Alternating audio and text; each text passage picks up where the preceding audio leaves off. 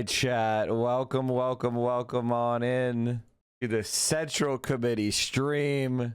It is Friday. We've got a lot of good content, a lot of good news. Happy Rent Freeze Friday.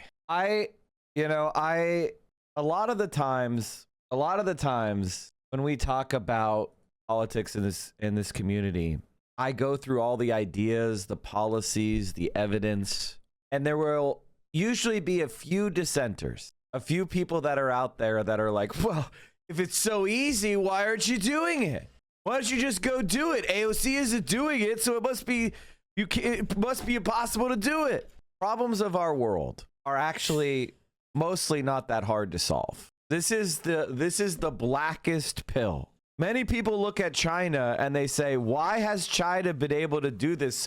Why have they been able to build up their country so fast? Why have they been able to raise their standard of living so fast? How have they been able to build all this high-speed rail and all this renewable energy and all this housing and build all these cities and develop all this technology? How have they been able to do it? Every single thing they're doing, they learned. What separates them from us is one thing and one thing only: political will. The only thing that separates us from solving our problems is the belief that we could do it, because the answers are already written down.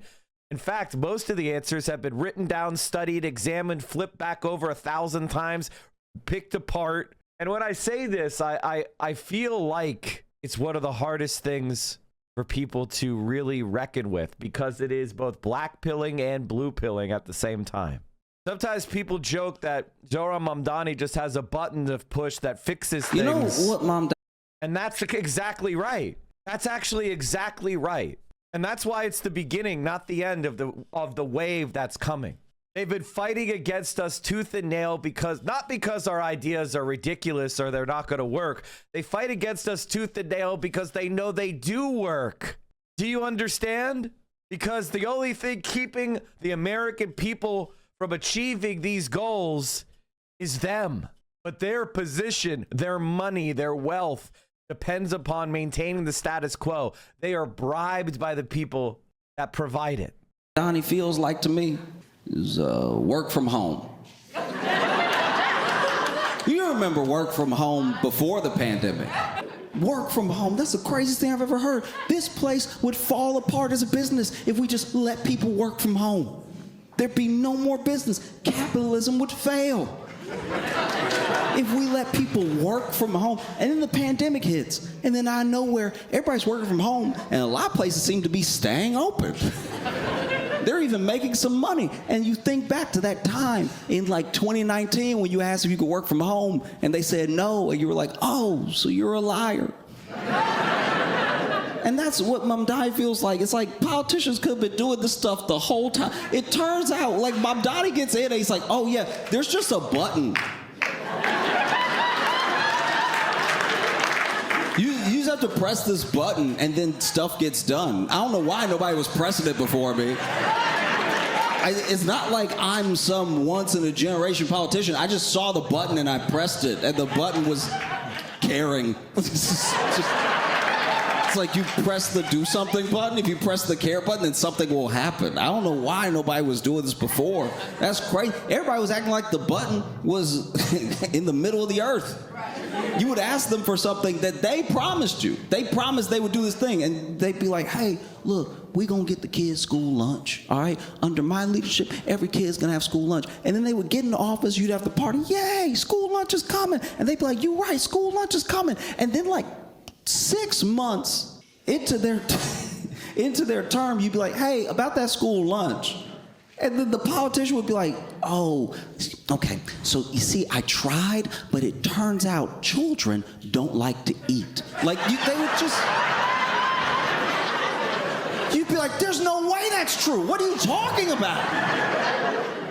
So if you're wondering why we're going down this rant, there's a brand new announcement. We call this, Mike was right.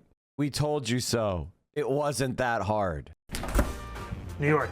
The Independent Rent Guidelines Board just froze the rent. That means if you're one of the more than 2 million New Yorkers who lives in a rent-stabilized apartment, your rent's going to be frozen next year. It was just that easy. Button pressed. New York City Rent Guidelines Board approves 2-year rent freeze, fulfilling Mamdani campaign pledge. Tenants in about 1 million rent-stabilized apartments will not see their rents increase for the next 2 years after New York City's Rent Guidelines Board approved a first-of-its-kind freeze at an annual hearing Thursday night. The 7-1 vote marks the first 2-year rent freeze in the board's history. It fulfills a key campaign pledge from Mayor Zohran Mamdani, who named 6 of the board's 9 members. Tuesday was a big night for the DSA and candidates backed by that group. We haven't just won an election. We have declared that this movement is durable. Crowds cheering as Clara Valdez declared victory in the Democratic primary in the 7th Congressional District. She was part of a slate of progressive candidates who won races for Congress and in Albany, too. The wins also gave Mayor Mamdani a political boost after he had endorsed several of the candidates. And what I see these results as a reflection of are the fact that New Yorkers are hungry for a new kind of politics. They are hungry for a politics that understands working people should be at the heart of it. Here to talk about what the DSA's wins mean for the city and for the Democratic Socialists is Grace Mauser, who's the NYC DSA co-chair. Thank you for coming in this morning. Thanks for having me. A lot to process in the last 48 hours. What happens next? Well, next we have to get them ready to govern, to be in office. So we have a very extensive and I think quite impressive Socialists in Office co-governance program. We're going to be building that out more at the federal level alongside Representative Ocasio-Cortez, and of course integrating the new state legislative representatives into our existing program. The candidates you supported broadly are in safe Democratic districts, so the general election is not something that's a major concern? Yes, in New York City, we mostly run in areas where the primary is the main contest, so we're feeling pretty okay about the general election, but of course, we'll be watching closely and rooting for people that are running against fascists in the general throughout the country and the state. So, I mean, let's talk about the difference of opinion within the Democratic Party. There, we saw comments from Hakeem Jeffries yesterday saying he and the mayor have agreed to disagree. Morning, Daddy. And Mac, we've seen this doing, in the time that Alexandria Ocasio-Cortez has been in office, that she has chosen her battles. There are some things where she has gone along with establishment Democrats, other things where she has chosen to make some of her Democratic principles a priority and move in that direction. Do you have guidance for these candidates? Is everything going to be a fight in the next few years? No, we're very serious about winning key battles, both electorally and also legislatively and in terms of governing. You can't fight every single fight. You have to fight the ones you think you're going to win. I think AOC has led in a lot of ways on doing this, and we also do it at a smaller level in the city and the state. We don't fight hard battles on every single possible priority that we have. We focus instead. For example, this year, we ran a really impressive and I think somewhat successful. I remain concerned that price controls could cause housing shortages. Is there a counter argument for that? The problem that you have is that you don't understand the actual reality of economics, and you engage in Econ 101 level understanding. That's why you're struggling, and I'll explain to you why. There are a lot of examples of how you cannot have a truly free market in housing. Why not? Because it's not a commodity. Every housing unit relies upon a monopoly because it is geographically not substitutable. So if I build a house somewhere, I'm building it on a plot of land that I have an exclusive monopolistic right in. That's called the deed to the land. It's not substitutable with another house. Now, now it's a little bit more complicated than saying not substitutable. It's only partially substitutable, right? Now, obviously, the parcels that are immediately adjacent to mine are probably pretty similar in value, right? In real estate, we talk about comparables, right? We look at what are the comparables, houses in the neighborhood, similar houses, etc. But they're not perfectly substitutable. And what I mean by that is, and there's also no more production of land. So when you look at that factors, housing supply works more like monopoly than it does a perfectly competitive market. And when something is monopolized, you get monopolized production, which means higher prices and lower production. That's the crisis we have in housing, monopolistic production. So in order to actually produce more, we could do, and here's the other factor. Everybody needs housing. You can't opt out of housing. It's not a jacket, right? Even we all, all of us need a certain level of clothing, but I could opt out of luxury clothing. I could opt out of, certain commodities.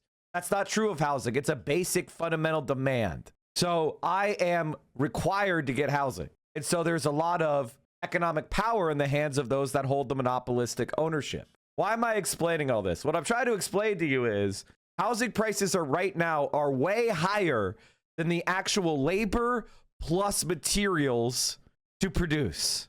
And that gap of like the actual cost of providing housing and what housing is going for in the market is all being captured by landlords who hold a monopolistic right in land. It's not being captured economically and then reinvested back into, building more housing. So that's why we need state intervention. And the countries that have the best housing markets, Singapore, China, Vienna, they all have massive non-market housing provision. And they have either no ownership in land by private individuals, which is the case in Singapore and China, or they have large government-owned housing or government-administered housing units, as is in Vienna. So that's why rent freezes don't actually result in less housing, because the economic decision to produce housing is fixed at construction. You know how much money it costs. You get what I'm saying? So if I have a unit that was built 50 years ago, a lot of those costs have already been paid back. And so there are people that are just enjoying what amounts to a monopolistic right. So how do we manage that? Now, in Zohran's, in my vision of housing, there is a combination of factors, right? There is non-market provision, and I think there should be some market provision right now because it serves as a safety valve. And when you look at how markets actually operate in our major American cities, where is housing currently being produced? The answer is luxury housing, high-end housing. Why? Because it has high margins. So the only housing that you see produced right now is luxury housing because it has high margins. Why is that the only housing you see produced? Well, because to a capitalist, they don't give a shit how much housing we need. They only want to make a profit. So for them, the decision to invest in housing has to be measured against all other possible investments they could be making their money in. So people are not interested in producing enough housing to cover demand. So you see a chronic, intractable housing shortage in the entire Anglo-speaking world. It's not just America. It's also New Zealand. It's also Australia. It's also Canada. It's also the United Kingdom. What, you think all these countries have exactly the same laws? No, they have the same worship of markets. It is in the non-Anglo powers that you see proper provision of housing, whether that's Austria, whether that is Singapore, whether that is, China. Notice that notice how I'm not saying that it's purely, quote, capitalist versus communist or socialist. I named a communist country, I named a capitalist country, and I named a socialist country or a socialist city. So what is the solution? What is the solution to the problem of housing? Well, the answer is non-market provision. That means social housing. That means public housing. That means housing co-ops. That means limited or no equity ownership buildings. That means direct provision. We have to provide economic competition produced by the state. We have to leverage the state's ability to borrow money at very low interest rates or even print money in order to cut out the cost of financing. This is another factor that I'm not talking about. Like, part of the reason we have such a problem is we're relying on private financing. Well, private financing is very expensive. You try to borrow money from the bank to build an apartment building, they're going to charge you 7, 8, 9% interest. Well, the government can borrow at 4% or 3%. So that halves the amount of financing expense right off the top.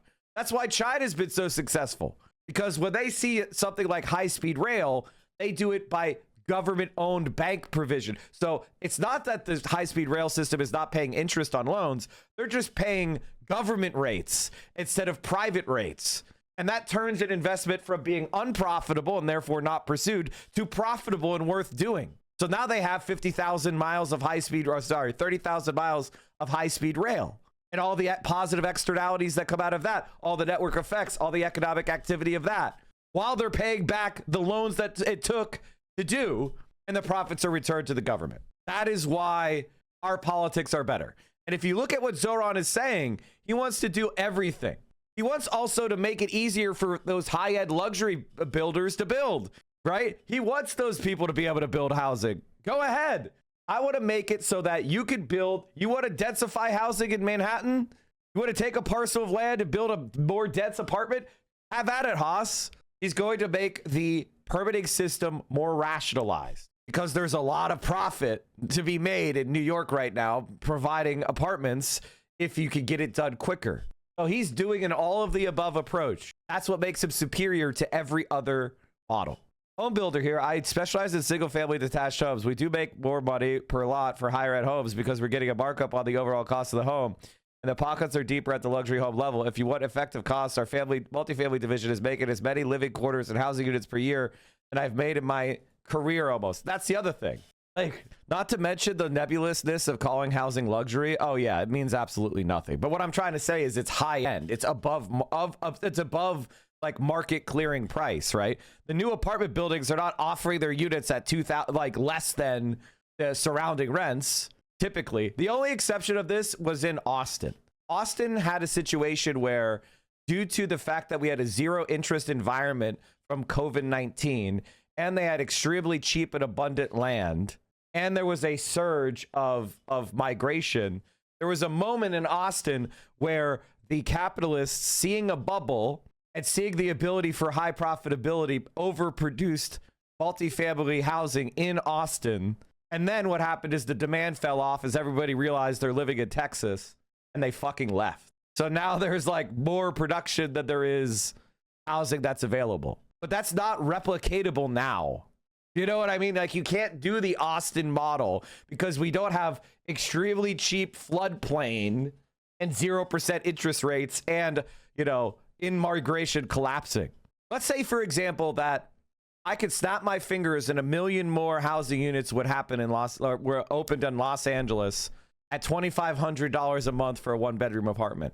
Every single one of those things would be filled up. You would see a massive insurge of people moving because LA has extremely high demand.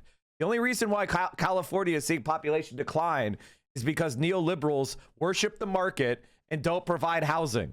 And so the housing costs are so high now, and the amount of rent seeking and grifting from landlords is so high now that regular fucking people cannot afford to live here at all. They just can't. The vast majority of people that have housing in this, I don't think it's the majority, but it's like a significant fraction of people gaining ownership of housing are having it left to them in inheritance in Los Angeles. It's literally a fiefdom of, my relatives bought a house in 1980, so therefore I live in LA, versus the rest of the people whose relatives did not buy a house in LA and they rent. Like, getting in onto the property ladder in Los Angeles, California is fucking insanely hard. All of my friends who are able to get a house wouldn't be able to afford them at the current price and rates. Yeah, that's the other factor. Successful campaign to tax the rich. Let's keep going. We didn't fight across all areas that we care about. We focused on that one. We'll see what happens with the Rent Guidelines Board tonight. But yes. Clearly, another issue that your candidates have brought up repeatedly. Yeah, we're very excited to see what the Rent Guidelines. I mean, basically, Zohran kept his promises. He also made another announcement. I need you guys to understand that Zohran is actually keeping his promises. Like, there's really, and that, ladies and gentlemen, is what I wanted. I wanted Zohran Mamdani to keep his promises. I think he just said that they're expanding. Oh, here it is. Oh, that's not it. He said they're expanding the number of free childcare slots. Someone can find me that clip. I'll show you. Building permits are granted based on individual discretion instead of any standards, which makes planning boards insanely corrupt. Well, yeah, that's the other factor. Jesus Christ, I didn't even get into it. Most of the real estate profit in America in real estate is made through what's euphemistically called regulatory arbitrage, which is another word for corruption. How does this corruption function? I want to tell you how this works. You want to know how people actually get rich in America? I'll tell you. I go out into an area that has agricultural land, zoned agricultural land. I go to the local farmers, who many of them are struggling because, you know, farming is not profitable and it's highly competitive at a small scale. And I offer them market rates, or maybe even 10 or 20% over market, to buy the land. They sell me the land. It's zoned agricultural. I'm only permitted to have one or two housing units on it and farm. You know what I do? Do I go, "Aw, shucks, I guess I lost money"? No, what they do is they go to the local planning board. They give campaign contributions. They hire cousins and aunts and uncles and brothers and sisters and wives to their real estate company. Then they do an application for a zoning variance to the planning board. They bribe the planning people. The planning people grant the zoning ordinance. And instead of that 100 acres of farmland, it then becomes 100 acres of subdividable single family homes. And the value of that land just goes up by 10x. That's how they get rich. That's how developers get rich in America. You hear somebody is a real estate developer, all you should read what you should hear is, oh, an extremely corrupt individual who bribes people all the time. That's it. Same thing. Now they're doing it with data centers. The same exact shit is also being done with data centers. You buy land, agricultural land, you go and you bribe. That's why you're seeing like all these. Why are all these local elected officials voting for these data centers, even though all their constituents don't want it? All of them are being bribed. That's why they're granting these planning ordinances and these zoning variances. They're all being bribed by the billionaires. That's how real estate works. That's why when somebody is getting campaign contributions from real estate, that means they're corrupt. And who was supporting Espaillat? Who was supporting Reynoso? Who was supporting who was the other one we beat? Goldman. Real estate. And this is why these types of people hate the left. Because I actually understand how the world works, unlike 99% of people who talk about politics, especially at the local level. Sometimes I try, like when we talk about, like when I debated Vosh and I asked him what a TIF was, which is, tax increment financing, which is a policy that is extremely common in America from neoliberalism, which is the idea that you grant to, this is the other thing that these fuckers get. A TIF basically says, if I develop land, I won't have to pay any more property taxes on the basis of the increased value of the land. So I could take the savings from what I would be paying in property taxes to pay down my debt, right? Well, the problem is when I develop land, there's more use of services all around me, which means everybody who's not politically connected now has to pay higher property taxes or other user fees in order to pay for the services that I'm now using that I don't have to pay for. So it's a double fuck you. I pay no taxes and you have to pay more taxes to pay for my shit. So I asked him about that because it shows if you have a basic understanding of municipal politics, because it's one of the most hotly debated topics in almost every city and almost every county is the fight over TIFs.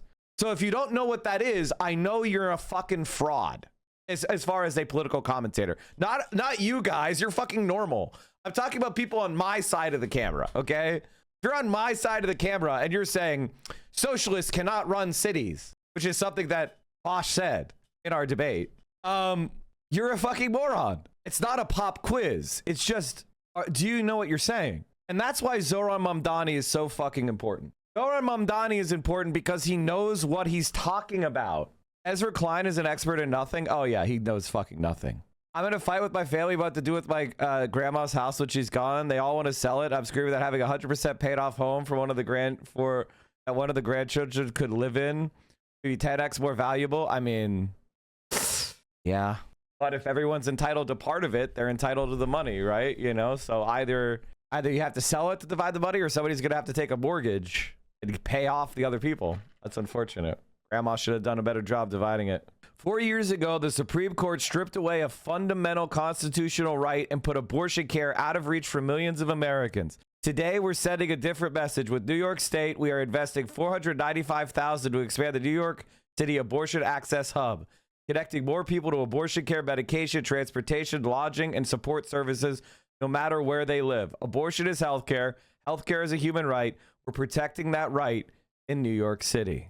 And here's the thing. A lot of the time people talk about socialists like they don't care about, these side issues, whether it's, they try to do this id pull shit and go like, socialists are just class reductionists and they don't care about intersectionality or blah, blah, blah, blah, blah. And it's always bullshit, right? We actually have better records than you.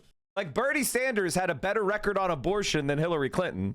Yet Hillary Clinton got the endorsement of all the major pro-abortion rights groups. How does that make sense? He had a 100% from NARAL, and they endorsed Hillary. Why didn't they just tell their voters, hey, either one of these candidates is great. They're 100% on our issue. Well, it's because they are corrupted by the Democratic Party machine. People thought I was crazy when I suggested downtown landlords be forced to upkeep the facade of their buildings. Oh, they absolutely should. And that's actually something that Zohran's doing. And there's so much Zohran clips that are stored in my head, but then I have to find them, and then the process of search drags down the stream. But the things pop into my head, and I want to show you them. Like Zohran, it's like block by block Zohran. He talked about this. This is breaking news. Go next. What you may have heard as I walked Good morning, on chat. was Ricky Martin's "Livin' La Vida Loca," which was the #1 song. Is there anywhere that has better audio? Is there a version of the block by block that has better audio? Good morning, Brooklyn. Rented across tenants unions with a walk. Who has truly put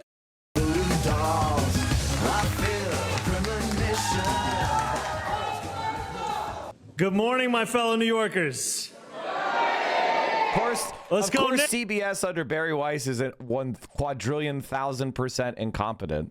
Of fucking course. Next. What you may have heard as I walked on was Ricky Martin's "Livin' La Vida Loca," which was the #1 song in the country the last time the Knicks were in the finals. So I began today with a walk through Gowanus, past towers that will soon offer hundreds of affordable homes, past buildings with tenants whose organizing has transformed their standard of living, past Wyckoff Gardens where NYCHA residents are starting to see the change that real investment can bring. It is a privilege to finish that walk here at Powerhouse Arts. I want to acknowledge a number of leaders we have here with us. We have members of my administration, as you can see on stage and across the crowd. We also have our council member, Shahana Hanif, whose district we are in. We have the former council member, Brad Lander, who is here with us as well. We have Michelle De La Luz, the executive director of Fifth Avenue Committee. And I want to give a special shout out to the incredible coalition that's gathered here today, from Housing Justice for All to... Mike, you said if DSA swept all 3 races, that means we should have run more candidates. Do you still think this? Yes. Of course I do. Claire Valdez won by 25 points, and Brad Lander got 65% of the vote. They were over... There was not, I don't mind running up the score, but that means that we were wasting time. We could have been using that to cover another race. And in fact, from what I understand, they absolutely blew out all available doors and phones. Like they nuked the phones to such an extent there was nothing more to do. So we probably could have run at least one more race, if not more. But it's fine. I'm actually okay with it. I'd rather get the sweep. Like now that the sweep has happened, I'm kind of like, it was good proof of concept. I kind of respect what the SMC people and the groundwork people were saying, even though I disagreed with them about the level of capacity. I think I was proven right, but I think I underestimated the optics of it. Let's say they ran 5 races and only won 4, right? It would have been less of a narrative change. And I feel like for 2028, 1 seat is worth the sweep narrative. The sweep narrative puts more fear into the hearts of the establishment, right? Because if one of them had failed, then people would be like, they're beatable. But since it's a sweep, everyone's, shitting their pants that they're going to be the next target. Thank you guys for resubbing. This is one of the best DSA hype videos I've seen in a while, but we'll get to it. Oh, let me finish this, then we'll go back to this block by block thing. I don't want to watch the whole thing. I just wanted to watch a section of I'm doing ADHD shit. Zohran froze the rent, by the way. Promise kept. Just so you know, like Zohran did it. He froze the rent. He froze it last night. So this week, he swept the slate and froze the rent. Board does. It's been something that we've been, freezing the rent, making housing more affordable has been something that socialists have been talking about for many, many years at this point. So we're excited to see that hopefully culminate tonight. I'm going to play a moment here from Derelicia Villachevalier's victory party. Here's the clip from 2 nights ago.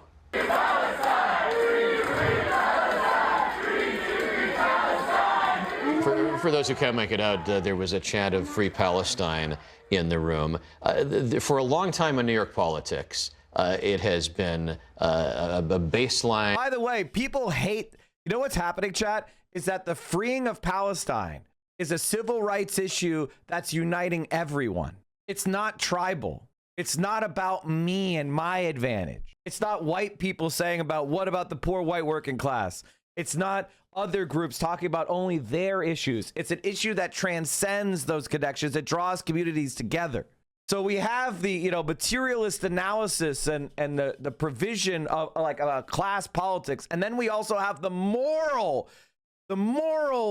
necessity of freeing Palestine. So we can appeal to people's rational brain and their moral intuition. That is creating a condition that gives us not only the opportunity, but the necessity of winning. And for candidates that they should offer some support to Israel, and as part of that, they were expressing their support for Jewish New Yorkers. There has clearly been a turn where support for the Palestinian people is something that is happening openly. How long do you think that change has been developing? That change has been in the works for many, many years. I think after Hamas attacked on October 7th and Israel responded by increasing its efforts to genocide, frankly, the Palestinians. But have we reached a tipping point where now somebody's not afraid to express that view in the way they might have been before? Absolutely. I mean, you not only see socialists doing that, but more progressive candidates like Brad Lander expressing a lot more support for Palestinians. And I think it's part of a larger I think that's actually a really good point, right? Like Brad Lander, listen, this is where I diverge from some of the New York City DSA people, especially in leadership, who I respect. I just disagree with them about the utility of Brad Lander in the long term, but I think they've convinced me as far as the utility in the short term of basically having him as, a validator, right? When you have a prominent Jewish politician saying all these people are not anti-Semitic, that's a powerful validator for normal people to be like, okay, this anti-Semitism shit is bullshit. Brad Lander is saying they're not anti-Semitic. They're not anti-Semitic. So I get that. It's fine. Whatever. Even though I think his policy on Israel sucks. War sentiment. Americans are tired of going to war. President Trump said he wouldn't. He lied. Tokenism, LOL. It's not tokenism because the majority of Jewish people, or at least the majority of young Jewish people that are voted for Zohran Mamdani. So actually, Brad Lander represents the majority Jewish position in New York City. So it's not tokenism, it's representation. Tokenism would be if it was not the position of the majority of Jewish voters. Majority of Jewish voters voted for Zohran. He's just a representative of their actual position. I have a significant disagreement with them. But I still see that, in a coalition building, it is what it is, okay? Tokenism is when you have somebody who represents an identity, but is against that identity's interests and doesn't represent their, position. They're basically used against their own community. Surprising. But we're not only supporting wars in Israel and Palestine, but in Iran, in Venezuela. We're talking about invading Cuba. People are so tired of that. They want to see those billions of dollars invested into a government and public services that help them. For the second morning in a row, there's a headline on the front page of the Post to this effect this morning. The young and the clueless Israel-hating radicals to represent Democrats. Are Are you troubled by attracting the attention of the New York Post in that way? It's not new. I'll have to buy that one later. I have a couple framed. So it does not concern me that a right-wing tabloid like the Post is not on our side. From here, the focus, if not on the general election, will be on what? Mike, can you take 2 hours shit talking and focusing on Brad Lander like some people do about Plattner? Graham Plattner is 1,000 times better than Brad Lander. And it's not even close. Well, I think from here, it's about, of course, tonight we have the rent freeze, so that's a short-term goal. And we need to start thinking about our goals for 2027 and 2028. Mayor Mamdani said in a recent speech that the race, that 2028 starts on Tuesday. And it did. We have a lot more to win across the country, across the state, and we're not stopping here. I feel like we all deserve a break of a week after a big election, but I understand the sentiment of already looking ahead to the next one. Thank you for coming in this morning. Yeah, thank you for having me. And the thing that makes like Zohran Mamdani like one, Mike, have you seen the Brad cage? In New York, winning primaries in safe blue districts. We're going to make sure that we are undeniable as a force in not only New York politics, but politics across the entire country. All DSA candidates follow the same pipeline. They start with campus radicalism, then move to street organizing, then they run for office backed by the DSA machine. New York City DSA. Are they using a fucking AI narrator? They can't even, like, Canary Mission is so hard up, they can't even hire a voice actor anymore. No one wants to be a voice actor for Zionism anymore. Built from the ground up. They built a whole political machine. We need to turn DSA into a factory. Moving from outside agitators to people with real power. Step 1, campus radicalism. Like Mamdani, several candidates began their radicalization through campus activism groups like Students for Justice in Palestine, or SJP, founded around the idea of inciting a violent uprising in America.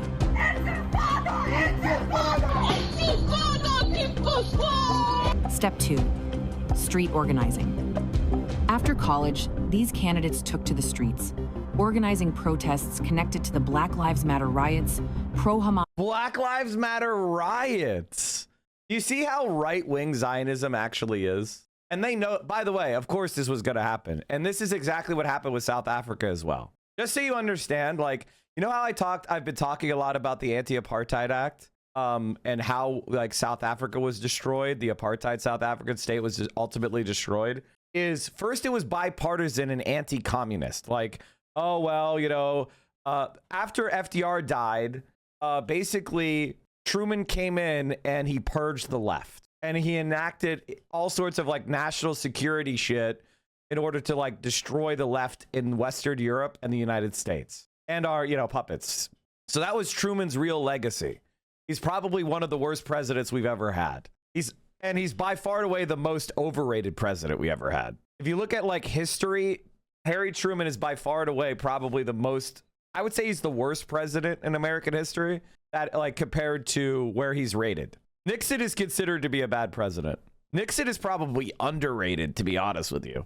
Nixon is like overhated and Truman is under, like, and when I say that, I don't mean I like Nixon. He's fucking terrible and I wish that he had been, you know, put in prison. I'm just saying that if you actually look at like policy outcomes and shit, they ended up being better than most Democrats in the 20th century. Anyway, let's keep going. Who is considered the best president? Oh, it's FDR by a mile. FDR by a mile. It's FDR, Lincoln, LBJ, but like the gap between all of them is pretty big. And that is to say, I think the best president gets like a D. Okay, I see. The thing about FDR is he existed at a time where racial justice was not a consensus position. But his wife and his vice president through most of his term were actually they were pushing. Like, that's what people don't know about FDR. They think of FDR and they look at the like policies and they say, oh, the New Deal had all these compromises that were racist and horrible. But you have to understand that that's absolutely true. But FDR's wife, Eleanor Roosevelt, was running around doing feminism and fucking, you know, was doing all sorts of like racial justice shit and protesting. And like Eleanor Roosevelt is underappreciated now. She used to be a bigger figure in history, like classes and shit, but she's like kind of been cut out.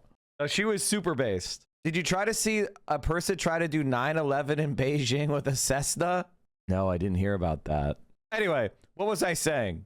So South Africa was bipartisan, anti-communist. I got off on a rant about Truman, but so there was a support of the South African apartheid state and the white domination of South Africans because they were anti-communists, right? And they were holding back socialism and communism in Africa. And that was bipartisan. And then with the civil rights movement in the 60s, it started to shift, because after the successful civil rights movement in the 70s and 80s, the people that had argued for racial equality in America turned their efforts into an international project to get the same thing in South Africa. And that was largely became a partisan issue where Democrats and left-leaning people and liberals and socialists and communists around the world started to unite in an anti-apartheid front. And it was only the most vicious right-wing anti-communists that were supporting South Africa against socialist liberation movements. And so Reagan had a policy called constructive engagement where, we have to support South Africa against communism and against socialism, even though tisk, we think racism bad. And then then in the 80s, it was just so unpopular that Reagan got, his veto overridden, and they passed the South Africa Anti-Apartheid Act. Oh, sorry. It's just like the Anti-Apartheid Act. And this was part of also there was a lot of sanctions and boycotts that were happening in the private sector. So this was a combination of this was state sanctions on South Africa, overriding president's veto. How many bills do you know that were a veto override? How many bills do you know that were a veto override? So that led to, basically the total political, economic, and diplomatic isolation of South Africa, and ultimately led to the collapse of the apartheid state. And that's what's going to happen to Israel as well, right? We are in the phase where the left around the world is rejecting Israel at the grassroots level, but the institutional people in center-left parties are all American puppets. And the Democrats are all people that took a bunch of money from AIPAC. So we have to go through this period of throwing them out of office in left-wing and center-left parties around the world. And then it'll become a partisan issue between the right wing and the left. And then ultimately it will result in a coalition of all sorts of people until fundamentally Israel is destroyed in the same way that South Africa was destroyed. And when we say destroyed, what we mean is the end of domination, the end of racial apartheid, the end of colonization, the end of extermination. But that's the process that we are pursuing now. And it's important to understand that this didn't happen and solve it on its own. There was also indigenous resistance physically in South Africa, led by people like Nelson Mandela, aided by countries like Cuba, right? And the Soviet Union, as well as private action, as well as eventually state action. Look what they took from us. Yeah, I know. Yeah. Shortly after being nominated, Roosevelt told Democratic Party leaders that he would not run without Wallace as his running mate. A recent convert to the Democratic Party, Wallace was not popular among big city bosses and Southern segregationists. After the election, but before being sworn in as vice president, Wallace took a trip to Mexico as FDR's goodwill ambassador, conveying message of Pan-Americanism and Roosevelt's good neighbor policy. He spent time visiting farmers in the fields and came away appalled at Mexican farms' meager crop yields. He's also beyond Norman Borlaug, the guy who solved the Green Revolution that stopped starvation around the world. That comes from Wallace. Anyway, let's not. Well, Henry A. Wallace is like one of the greatest Americans that people don't know about, because he's a left winger. Anyway, let's get back to this. Step 2, street organizing. After college, these candidates took to the streets, organizing protests connected to the Black Lives Matter riots, pro-Hamas rallies, and extremist labor unions. Many DSA prospects have been repeatedly arrested for trespassing on private property and traffic blockades staged for arrest. I'm getting arrested organizing with people I've organized with for over a decade. We just occupied Hochul's office. Radical activism is the gateway to DSA backing. Once identified, radical organizers are recruited by DSA, where they are groomed, trained, endorsed, and handed the resources they need to enter politics. A friend of mine who I'd grown close to over the course of our organizing asked me to run. It was at a Queens DSA electoral working group. Julia was recruited. I had the pleasure of being recruited to run for office. So I joined DSA actually because I was recruited to run for this position. I got recruited by DSA. The Democratic Socialist machine comes at a price. Once a candidate earns DSA's endorsement, their loyalty is not to the voters or the Democratic Party, only to DSA. Every component of our campaign is being run as a shared project of our Broward DSA and of the larger Democratic Socialists of America. This is who I'm accountable to 100,000 members plus nationwide. We must make sure that they remember they are a member of this organization, and this organization stands with them. We made you happen, and we can, if you do break with us enough, we can withhold that. DSA hand-picks street agitators, turns them into political candidates, and backs them into office, where they can be controlled to push DSA's extremist agenda. As an organizer, I tell people to organize me. We bring in a movement with us. This is about a movement. DSA politicians are not Democrats. They are part of a machine built to subvert American democracy. Learn more about DSA's plans to overthrow America at canarymission.org. God, they're cutting promos for us now. This fucking Mike, I was endorsed to promote it to co-leader. Hell yeah, brother. I think instead of holding Claire responsible for Fetterman, we should Central PA to answer for his crimes against coherency. Huh? What are you trying to say? What are you trying to say there? Big wins for Democratic Socialists in New York City, backed by the popular Democratic Socialist mayor, Zohran Mamdani. Already, there are Republicans trying to tie the winners here to national Democrats, and already there are some national Democrats. He's saying Fetterman is an incoherent. Oh, yeah. Don't worry, we're going to get rid of John Fetterman. Don't worry. I just, I'll sweet talk his wife into getting a divorce and running against him. I'm just kidding. I'm kidding. Letitia James tried to take credit for Zohran's rent freeze. She just got owned. A little bit nervous about how their own party might be painted. With us now, CNN chief data analyst Harry Eden. Sir, good to see you. So when we talk about Democratic Socialists, how are they perceived? I will tell you, there is a reason why Republicans nationwide are licking their chops and why there are at least some Democrats who are a little bit worried, because what is true in New York City in a Democratic primary ain't necessarily true nationwide with the general electorate. I mean, just take a look here. Net favorable rating of Democratic Socialists. If you look at Democrats nationwide, look at this. Democratic Socialists are on the positive side of the ledger at plus 17 points. This includes Democratic-leaning independents. But look at all voters. A completely different world. 27 points underwater Democratic Socialists of America are in the net favorable rating. So what are we talking about? A 44-point difference here in the wrong direction when we come to Democratic Socialists of America, jumping from being pretty popular among Democrats to being not popular at all among all voters. What about just the word socialist or socialism? How's that doing? Yeah, okay. So, one of the trends that we have seen is among Democrats, socialism has become more popular over the last decade and a half. But what about the rest of the electorate? And this, I think, gives the game away right here. Okay, positive view of socialism. Among Democrats, look at this. Up considerably from where we were in 2010, 50% to now 66% now. That's a jump of 16 points in a decade and a half. But look at all others. The number is the same. It was 29% back in 2010. It's 30% now. Socialism has become increasingly popular among Democrats, but it is a much tougher sell in the rest of the electorate. It's a much tougher sell among independents, and this is why Republicans actually think that there could be some electoral opportunities because of these Democratic Socialists winning primaries, and why there are a number of mainstream Democrats who are going, I'm not quite sure about that. Okay. Getting a lot of focus here in New York City. Okay, let's back this up here. Let's back this up here. This stuff, like all voters negative 27, Democratic Socialists of America, like who gives a fuck? Like this has to do with, one, socialism is a scare word for boomers. That's really what they still have brain rot from the Cold War. Okay, it doesn't mean anything. However, if you ask them about people like Bernard Sanders, it's actually, oh man, I was going to make a post, but I ended up not doing it. Hold on, let me see about this.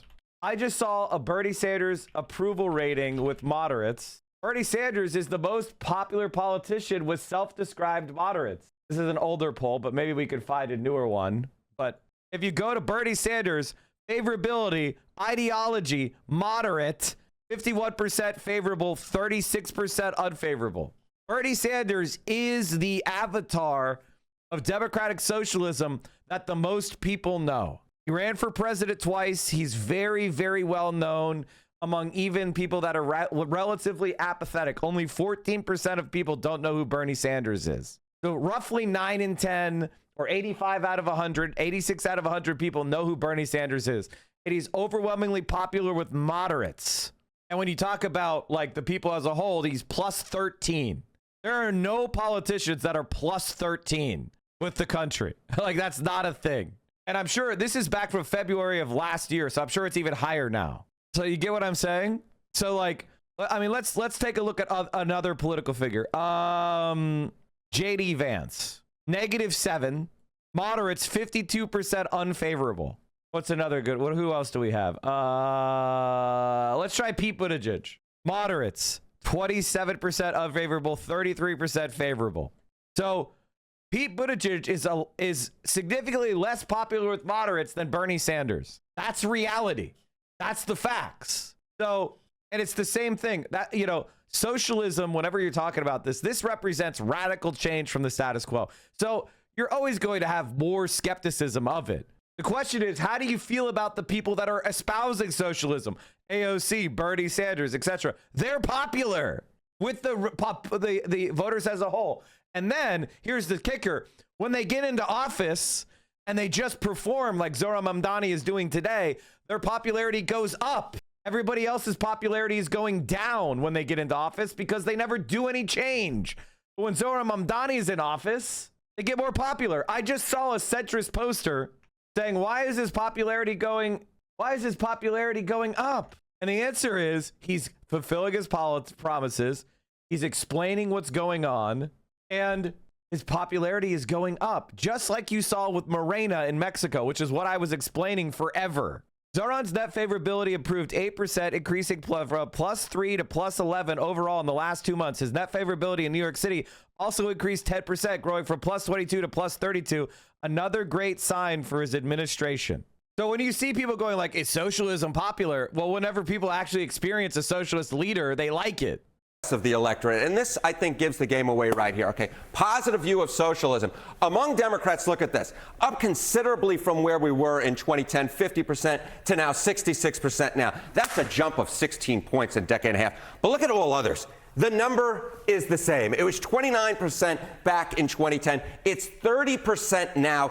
You mean Republicans?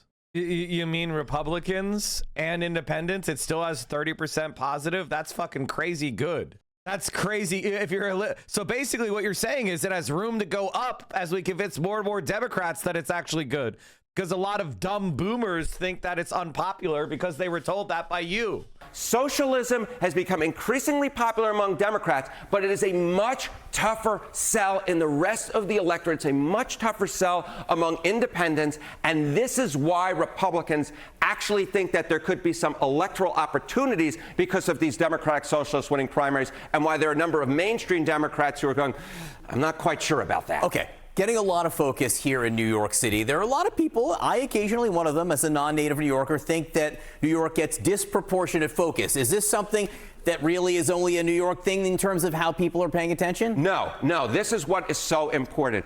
You know, when it comes to the popularity of democratic socialism, that may stay in the major urban corridors. But when it comes to it being an issue that people are being talking about, this is why I think Republicans really like what's going on here. And this is because take a look at Google searches for the DSA, the Democratic Socialists of America, up like a rocket, up 140% from when Mamdani, who of course burst on the scene about a year ago, up 140% from his primary win. And again, we're going to highlight it right here, reached an all-time high this week. More people are interested in finding out more about democratic socialism than they ever have been in the United States of America. And given what you see in a slide like this, where you see, hey, you know what, there's still socialism isn't popular, and when you see, oh my goodness gracious, among all voters, it really isn't popular, Democratic Socialists of America, that's why Republicans are saying, hey, there could be electoral opportunities here. Okay, there were incumbents who were by the way, this is like, you're never going to see, okay, now if you're going to make this argument, which is completely laughably stupid, at least understand why they believe that, right? Like they're right-wing ideologues, so they think this shit, you know, they think that, oh, democratic socialism is going to be unpopular in swing areas. The reality is it's not. And things are changing. I'm sure if you ask what do people think of MAGA, it's more unpopular than democratic socialism. Yet Donald Trump runs around beating his chest about MAGA. Does anybody have the MAGA approval rating? Does anybody have the MAGA approval rating? Approval rating of MAGA? Can someone find that for me? It's very important. It's like understand. Oh, there it is. Favorability, unfavorability of the MAGA movement. Very unfavorable. 45% of males and 53% of females. 50%. So in other words, 60% of men and 64% of women and 69% of transgender people actually 76% of trans people strongly disapprove of MAGA, right? Or disapprove of MAGA. 64% of females and 60% of men disapprove. Netted out, that's worse than democratic socialism. And like, ladies and gentlemen, like, are we kidding here? Are we kidding? Most people don't know what the fuck it is. Haven't heard enough about DSA. 86% of trans people, 40% of women. That's the reality. MAGA is the killer. Donald Trump runs around beating his chest about MAGA and is in the White House. So this type of shit is just propaganda for liberals who let themselves be jerked around by poll numbers instead of actually understanding politics. Zohran Mamdani is up in the upswing as more and more people experience what it's like to have a competent democratic socialist as their leader, just like Vermont. This is something that I want you to know. This is predictable. We've seen it in America before. There's a place where we've gone through. It's one of the whitest places in America, Vermont. And people will say, oh, Vermont, that's like super left wing. It's super left wing because of this man. And among, the movements that were built that he is a representative of, it's not just him. I'll do great man theory of history. Let's, elections of Bernie Sanders. Hold on. Bernie Sanders election. Fuck. There's like a Bernie Sanders election stuff. Basically, hold on. Let me show you. Elections. There it is. Electoral history of Bernie Sanders. If you look at Bernie Sanders, when he ran for office in Congress, there was a Republican who won. Vermont had a Republican. When Bernie Sanders ran for Senate, he was running for a seat that had previously been held by a Republican. And when he finally won, Bernie Sanders flipped Vermont from red to blue. And he ran against a Democrat and a Republican. The Democratic Party got 3% of the vote because that's the actual percentage of people that are ideologically neoliberal. If you sat 100 people in a room, 3% of them are ideologically neoliberal. When you actually present with them the difference between Bernie Sanders or Zohran Mamdani or an AOC or somebody like, Kamala Harris, Hillary Clinton, Joe Biden, and they sit there and they'll overwhelmingly pick Bernie Sanders and AOC. That is the reality. I don't know why Harry tried to spin the peak interest as a bad thing. I joined the new member Zoom for National DSA. There are 400 people in there, one of the largest ever. Peak interest means we're growing and only continuing to grow. That's exactly right. He's trying to craft a narrative. And this is what centrists do. This is very common. I'm going to teach you how this operates on the mainstream media. And this is why they're all malding at people like Hasan and myself and other people that are not mainstream. They have an agenda. Centrism, neoliberalism, and corporatism, good. And they spin around that. That's their agenda. They have a ideological outcome they're trying to get. So what you see is, wow, democratic socialists in America are getting more and more popular, right? How do I spin that into a bad thing? Because they're not completely popular yet, right? They haven't achieved all their end goals yet. Therefore, they're unpopular. And you should stop trying. If you saw a movement growing by 20% of popularity in a couple years' time, and you came away from that by saying, give up, you're stupid. Here in New York City, won by a Democratic socialist here. So In terms of how many more incumbents might go, what are the prediction markets saying? Yeah, if you take a look at the Kalshi prediction market, we have already seen 4 incumbents, 4 House Democratic incumbents lose so far. How about the chance that 6+ House Democratic incumbents lose their primaries in 2026? Look at this. According to Kalshi, a 66% chance. The highest in the 21st century before this year in a non-census year was just 3. We're talking about a real chance it will double that previous record. That's in a primary. Fascinating to see, Harry, and thank you very much. Thank you, my friend. Democrats are in shock, at least the ones who consider themselves moderate. Socialist candidates across the nation are not only winning primaries. By the way, meaningless. I said this before, I'll say it again. You know, we just had that survey up. Go to, that's not the survey. You go here, you go to Bernie Sanders. Bernie Sanders, beloved by people who identify as moderate. Only 14% of people who identify as moderate don't like Bernie Sanders. But yet every single one of them is in DC.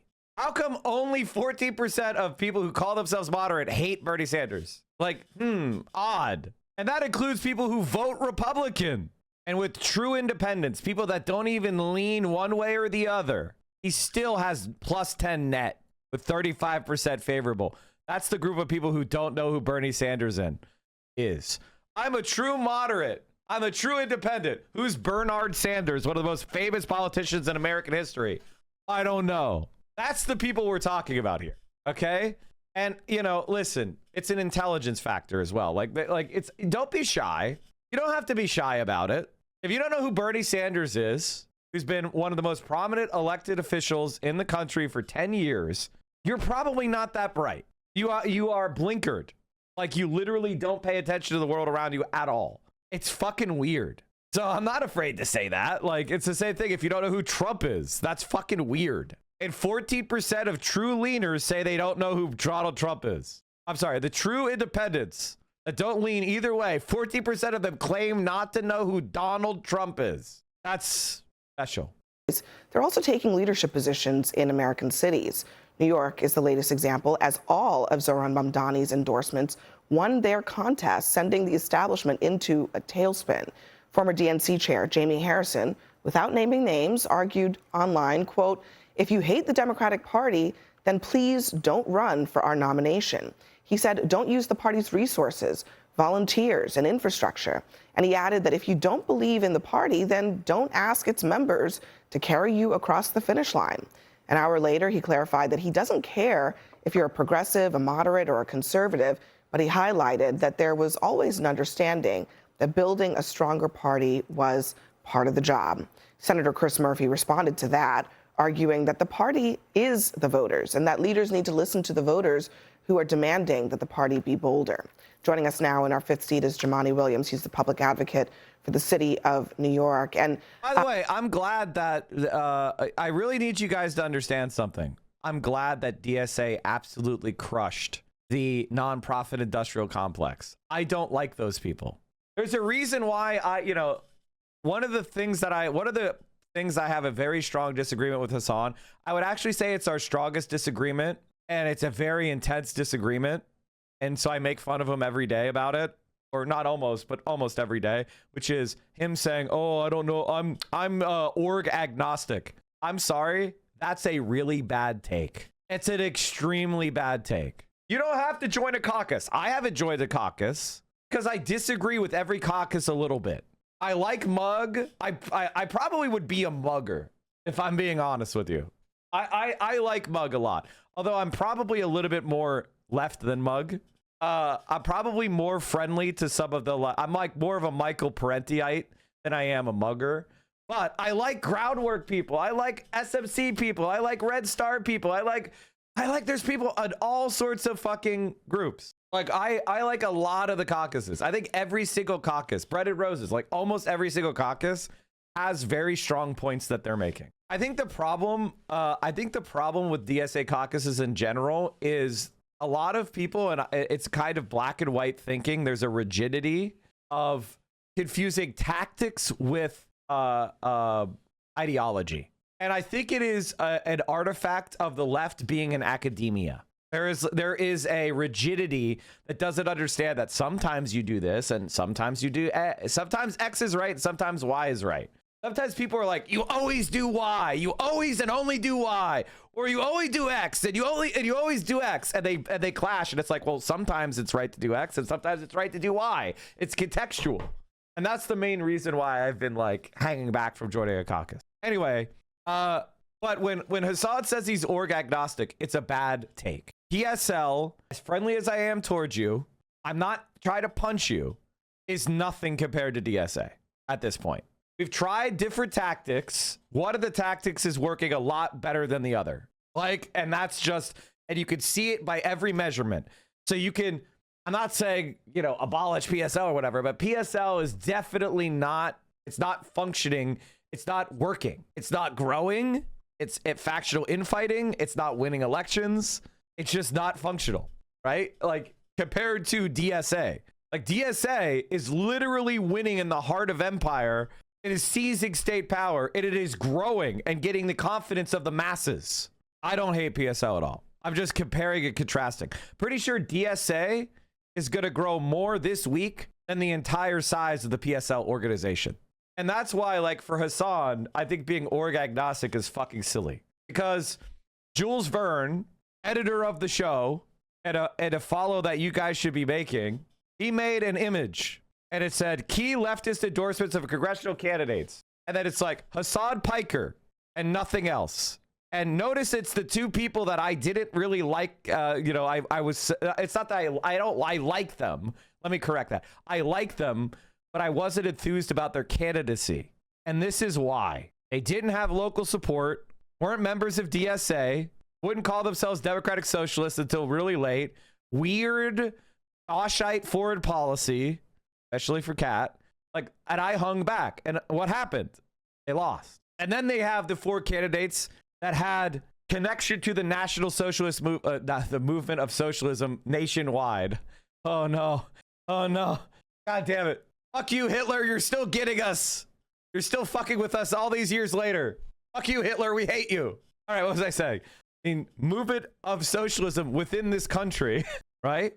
And where Hasan is boosting somebody who has connection with the local DSA, who has the endorsement and confidence of national figures, that results in victory.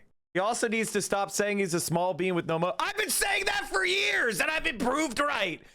Like, what Hasan is doing now is literally what I wanted him to do for years. It's very I'm glad he's doing it. Honestly, I wish I want to do more myself. It's like making me feel motivated. I just messaged someone the other day. I was like, I want to get more involved. Like I messaged some people that I'm connected to in DSA LA, and I'm like, I want to be more involved, and I want you to hold me accountable. Drag me the fuck out. Make me do shit. Unlock me. Camera. CIA agent touching my camera. Get out of here. Could he do it years ago? Seems like I want to eat the fifth dumpling criticism. He could have done it years ago, but it's fine. It doesn't matter. It doesn't matter. It doesn't matter. It doesn't matter. It doesn't matter. It doesn't matter. I'm glad he's doing it now. In fact, he's kicking ass. He's kicking fucking ass. All I'm just trying to say is I always believed that he had more motion, right? And I think we're demonstrating it, right? As long as we connect it to a local organization. Weren't you saying efficient election strategy requires endorsing some eventual losers to know you're doing enough? Yes, absolutely yes. Part of that is learning from the mistakes. Like, why did we look at the difference between the races we won and the races we lost, right? The races we won were ones where the people were strong leaders that had a connection to their local community, and then they used Hasan as air power. Think of it like combined arms, right?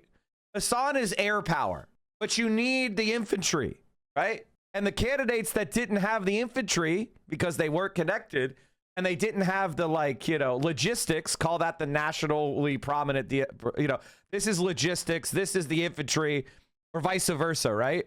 Hasan is air power. You can't win a war with air power alone. And going through this process has made us more intelligent. And so personally, I feel like we could have won Kat Abou-Ghazaleh. If Kat, I feel like Kat could have won if she was less antagonistic to people like me at the beginning. Because I wanted to support her, but I did, there was a lot of concerns I had, and I felt like that, what I thought were fair criticisms, and it wasn't until the very end of the election that we resolved it. And it would have been like, I wish you had been more involved. Like, why weren't you a DSA candidate at the beginning instead of like trying to join DSA and call yourself a socialist at the end? Who's the naval power in that analogy? They're all, you know, AOC's naval power. Bernie Sanders is infantry. Zohran is the Marines. And DSA is logistics. Okay? We covered that story yesterday. We're probably going to post a video about that today. Even beyond that, she consistently ignored her local DSA that wanted to help her. Kat did it to herself. I mean, listen, I'm not trying to beat up Kat.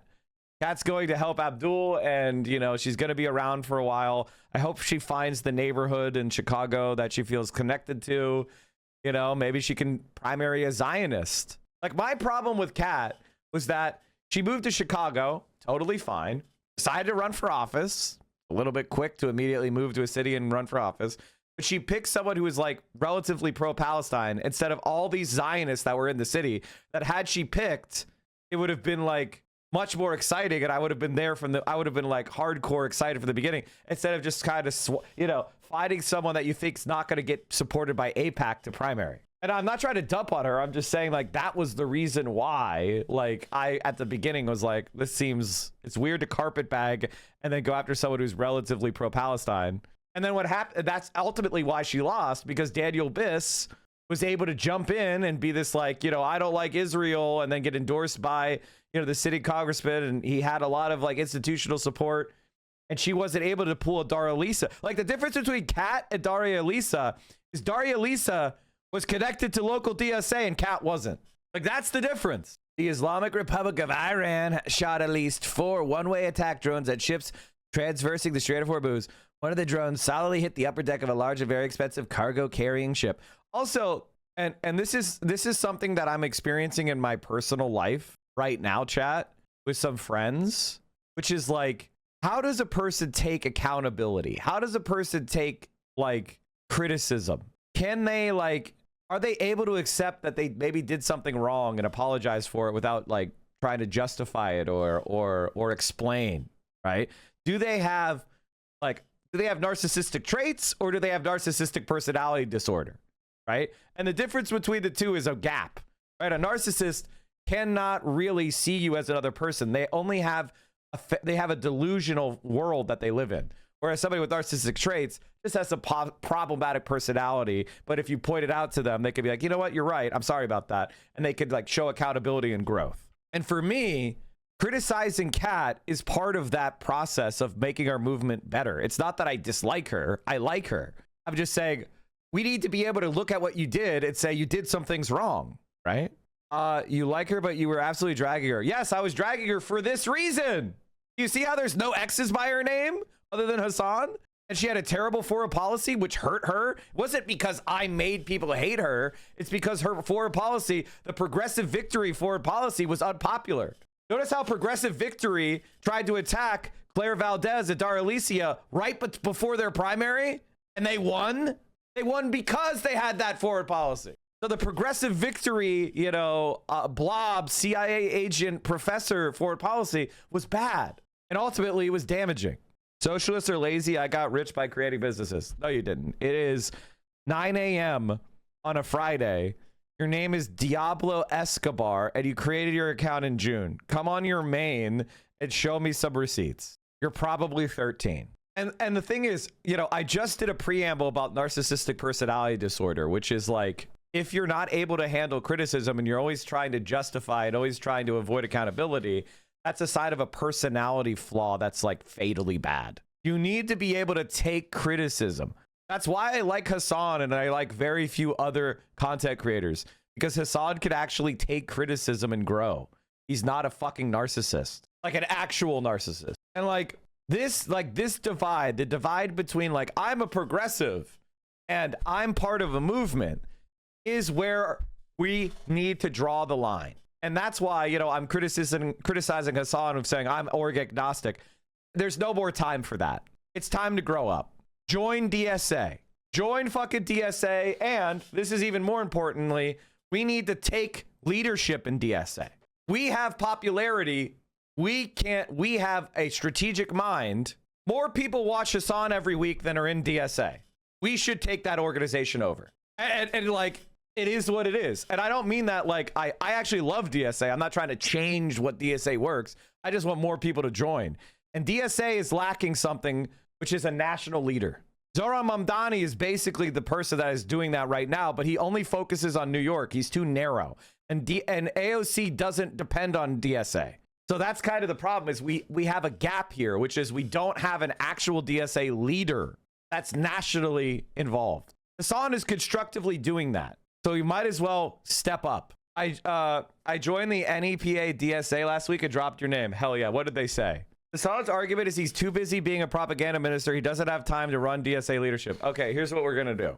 Here's what okay, never mind. You're right. You're right. Here's what I'm going to do. I'm going to basically, okay, never mind. I have some ideas. I can't say what I'm going to do until like he has buy-in for it. But you're totally right. He's like every other politician of my entire life. Mike, you're that leader. People don't like me enough. I mean, it's really, it's not even that big of a deal. Like, I don't mind saying that. It's just, it is what it is. You know what I mean? Like, my ego can handle that reality. Like, I mean, I'm popular and I would be, and I could do a lot in DSA, but I'm not as popular as Hasan. And Hasan and I agree with everything on almost every point. I want everyone to join DSA, but I also think streamer audience is a less democratic system than, than caucuses due to the parasocial relationships built in. We don't need a new SMC built around whatever Hasan says. You know, we could have won this revolution, but there's a cult of personality around Lenin, and a lot of people just go around with whatever Lenin says, so I'd rather lose. That's what you sound like to me, legitimately. Only people who read books can be part.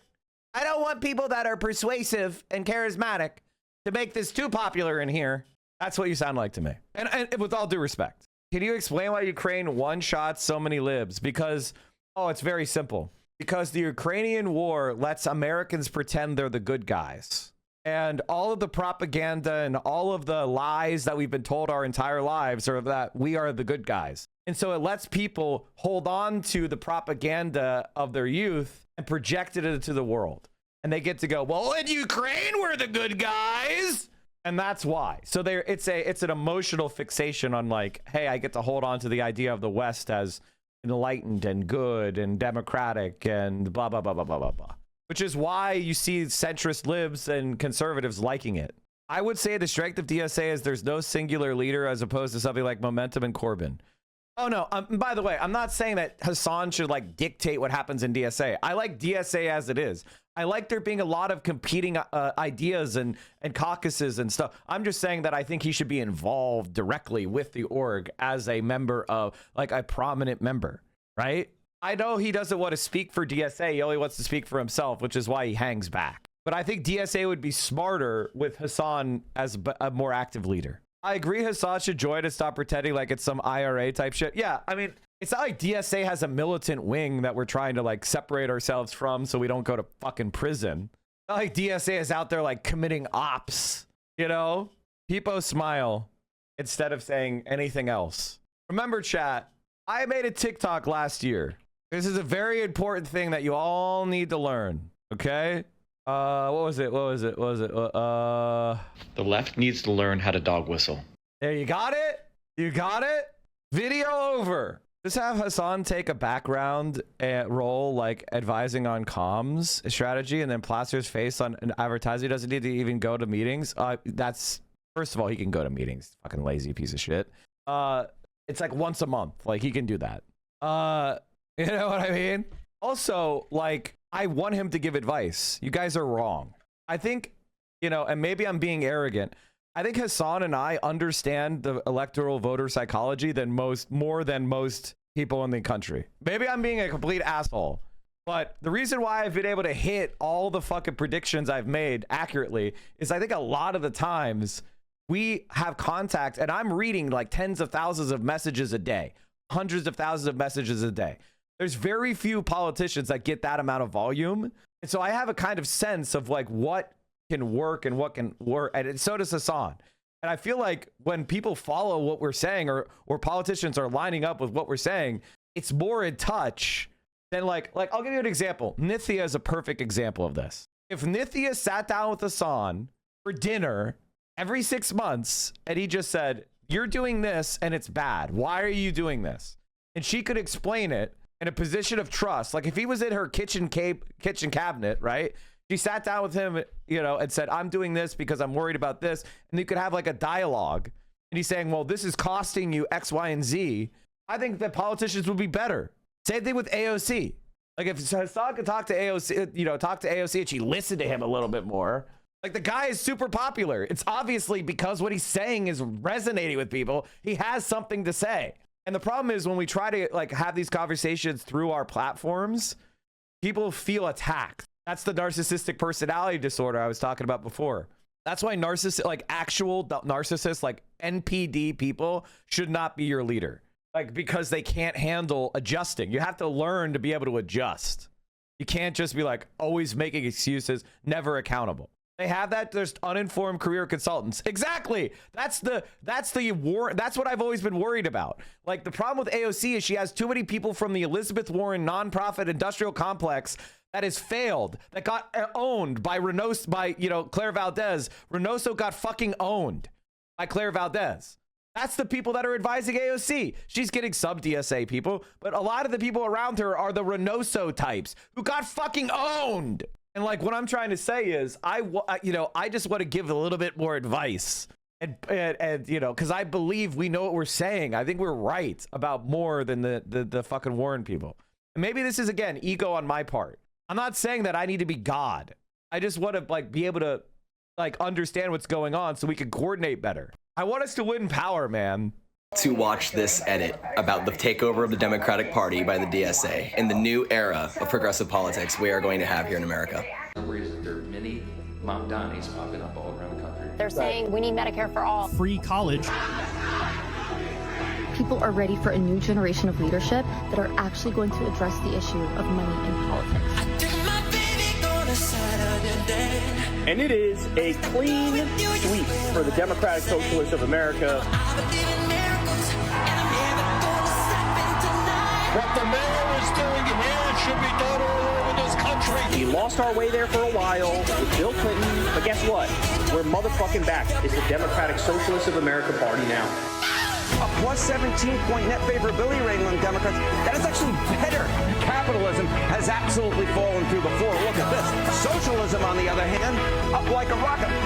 Poll has her at 26 ahead of Gavin Newsom, Kamala Harris, and everybody else. It reminds me of this saying that says, a society becomes great when old men plant trees under the shade of which they know they'll never see. Today begins a new era.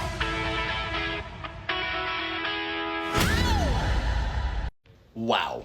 That was very hopeful. That was a lot of hype. I swear, that picture of FDR and then the picture of Mamdani in the exact same that is aura beyond belief, guys. Holy shit. Things are changing, everyone. Go join DSA.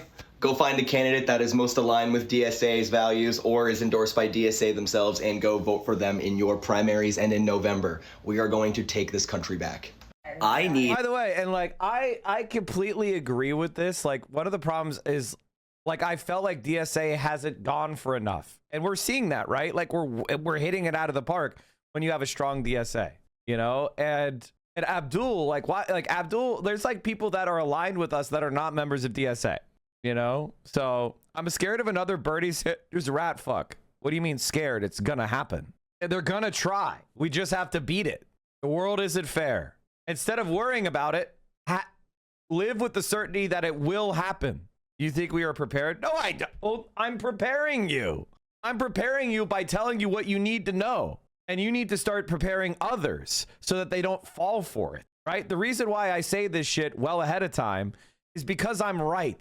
Like I have said that I believe that the Democratic centrists will split from the the centrists and the neoliberals will try to run a third party if AOC wins the nomination. And I want you to know that the Malding is occurring. That is happening. Did you guys see? I think he had a video where, or maybe it was Majority Report. I think it was Majority Report, where basically a bunch of centrists came out and said they want to start a new party. They want to have a schism. Do you think he has a chance? Anybody could beat this motherfucker. Democrats don't believe in democracy. They view the election as a formality, and to them, these roles are appointed. in their mind. Yeah, this is obviously true. Yeah, this is obviously true, but it's not quite the point I'm making right this second. The point I want you to make is, what I want you to understand is that these scum, they want to have a schism, right? Like, they are furious over the defeat. Where's the James? Trust no one. If you work... Hold on. I want to connect this to another big creator on YouTube. Who else has covered the James Carville thing so I can steal their audience? I want to be able to put them in the thumbnail and steal their audience. I don't want to just do raw James Carville. I want to steal somebody's audience. So who has reacted to the James Carville thing? Does anybody know? Breaking points? Okay, beautiful. And when I say steal their audience, I mean algorithmically link up with them. You know what I mean? Like, that's how the world works.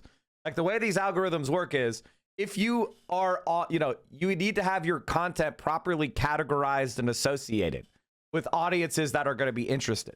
So people that watch Breaking Points will like me, right? People that watch Hasan will like me more. They're much more likely to like me than just randos. You know what I mean? I want to relate our algorithms. Exactly. Here it is. Beautiful. Good morning, everybody. Welcome to Breaking Points, Commie Takeover Edition. Ryan Graham, great to see you, sir. Good to see you again. Yeah, how you doing? Doing good. A lot to get into this morning. We've got the establishment in full meltdown over the election results in New York City. So you and I will watch that with a lot of interest and some delight. A lot to react to there. We also have the NYC DSA co-chairs who are going to join us to talk about these wins, what they mean, what their plans are going forward. We've got a very bizarre situation unfolding with Trump, who is refusing to sign this bipartisan housing affordability bill unless Republicans pass his election rigging bill called the Save America Act. So he is literally holding affordable housing hostage to his election rigging plots. So that's an interesting one. There was also a really messy, weird situation, a shouting match between Trump and Senator Bill Cassidy, who just lost his primary over a war powers resolution with regard to Iran that actually did pass the Senate with Bill Cassidy and Rand Paul's help. Things have progressed since there. I will not spoil the ending of how this is all unfolding, but very weird. Bond trader stud as losses on SpaceX new debt keep growing. Oh my God. This is one of the things I wanted to talk to you about, chat. But SpaceX is fucking is kind of crashing. Like, the stock is like, oh, okay, today it finally came back. But for over the last 5 days, it's been dipping. It's been dipping like crazy. It's down $20 in the past 5 days. Down 11%. But I think today, it started out bad. Did the stock market turn around? They're rotating into defensive sectors. Jeremy Grantham says this is the most expensive market in American history. Oh my God. This is why I can't believe people are buying stocks right now. Based on the value of the stock market compared to GDP with modifications, this is the most expensive market in American history. Just feels so fucking crazy. Veteran investor Jeremy Grantham thinks the artificial intelligence boom has pushed the U.S. stock market to its most expensive level ever. It could eventually lead to a historic decline. If the economy crashes in the second half of the first term of Donald Trump, we might have a socialist revolution. Situation. We also wanted to dig into these truly outrageous sentences that have been handed down in a case of ICE protesters down in Texas. Our friend Pisco is going to join and give us the full legal analysis. Pisco? They brought up Pisco? Oh my God. Of what each of these individuals did, the sentences that have been handed down so far, and why this is That's actually okay. I actually need to get up people's asses. Pisco? This is why I need to do more debates. I unironically need to do debates because other creators watch debates. Unironically, other creators watch debates. I should start a second channel just for debate content. I would not inflict it on all of you people because I think it's fucking trash. Extraordinarily different from the way these types of cases have been handled previously. And we've got Cory Doctorow joining us. He's the author of Enshittification. He has a lot of thoughts about how we should think about AI, whether it's a bubble, how you should approach the use of AI in your own life. And he has a new book out called Reverse Centaur, or that's part of the title anyway. That was the part that stuck in my mind about how to live in this new age of AI. Yeah, and I think that's going to be interesting. I think our audience is going to completely side with him, although I think you and I have a lot of kind of questions about his take here. Well, don't tell our audience who to side with yet. We can make our case. Have I emailed Kyle and Crystal? No. They're not. I think they're not going to be with us, but that's okay. That's okay. All right, with that being said, let's go ahead and transition to... You were literally the one responsible for Destiny having a horrifying, nightmare-inducing L in a debate that haunts him for eternity. I mean, I gave him like 80 L's, just nobody went back through it and edited them. Like, you know, that's really... Like, you could just go back and watch our old debates and see that I was right about pretty much everything. And Pisco berates Hutch all the time. Bro, they're Destiny orbiters, man. Their entire career depends on Destiny orbiting. Like, what are you saying? Talking about some of the establishment fallout and what people are saying both on camera and off camera from the Democratic Party and the Democratic Party leadership about these incredible victories for Zohran Mamdani and the DSA wing of the Democratic Party. Ryan, I wanted to start with an oldie but a goodie here. James Carville, always colorful, you know, never a shrinking violet here, I would say, has some thoughts on what should come next for the Democratic Party. This is A10. Let's take a listen. The New York Times reported, and I have the quote right here, I'll get to it. She is against, passed off all her views. She has attacked interracial relationships in the American flag. Lady. Okay, she didn't attack interracial relationships. She talked about, she said, why do people fetishize shit? That isn't saying like, oh, I want to ban interracial relationships. There's a person who says that who advocates against them. So I'll show you someone who does it, and we'll use it using our friend Breaking Points. Hold on, I got it. We're gonna, editors, you gotta edit out this dead air. This is what happens when you're doing shit on the fly. Shortly after talking about how clarity of words is so important as the head of the ADL, let's go ahead and take a listen to that. I do feel that my job requires me to have a kind of moral clarity. And on the use of words. On the use of words. I do think what's happening in Gaza is a terrible, catastrophic situation. I don't think it's a genocide because that's a legal definition, which means it is. And I will say that world democracy, which is total and complete bullshit. Okay, speaking of total and complete bullshit, he also got pressed by Lulu about his equation of anti-Zionism with God damn it. It's in here somewhere. Oh, here we go. It's right off the beginning. A lot of attention, but the first clip we want to start with was actually... Holy shit, I'm so sorry, chat. Basically what I was saying is the ADL president, Jonathan Greenblatt, advocates against Jews marrying non-Jews. From a different interview where he expresses concern over intermarriage. Let's take a listen to that. But like, this is why we need a revolution in our community on so many levels. So look, the reality is that intermarriage rates continue to go up. Assimilation continues apace. And look, I fight anti-Semitism. That is my job. Right. But I worry a great deal about broader questions of Jewish identity, as I think we talked about over lunch. So concerned about intermarriage, which is... So there you go. Like, Jonathan Greenblatt outright says he doesn't want to see Jewish intermarriage, right? Do you see James Carville losing his mind over that, saying that he's like beyond the pale bigot, or is that just totally fine and ignorable? Meanwhile, Daria Lisa never said it's bad that we have intermarriage in America. I ain't in the same party as you. I'm sorry. I just not.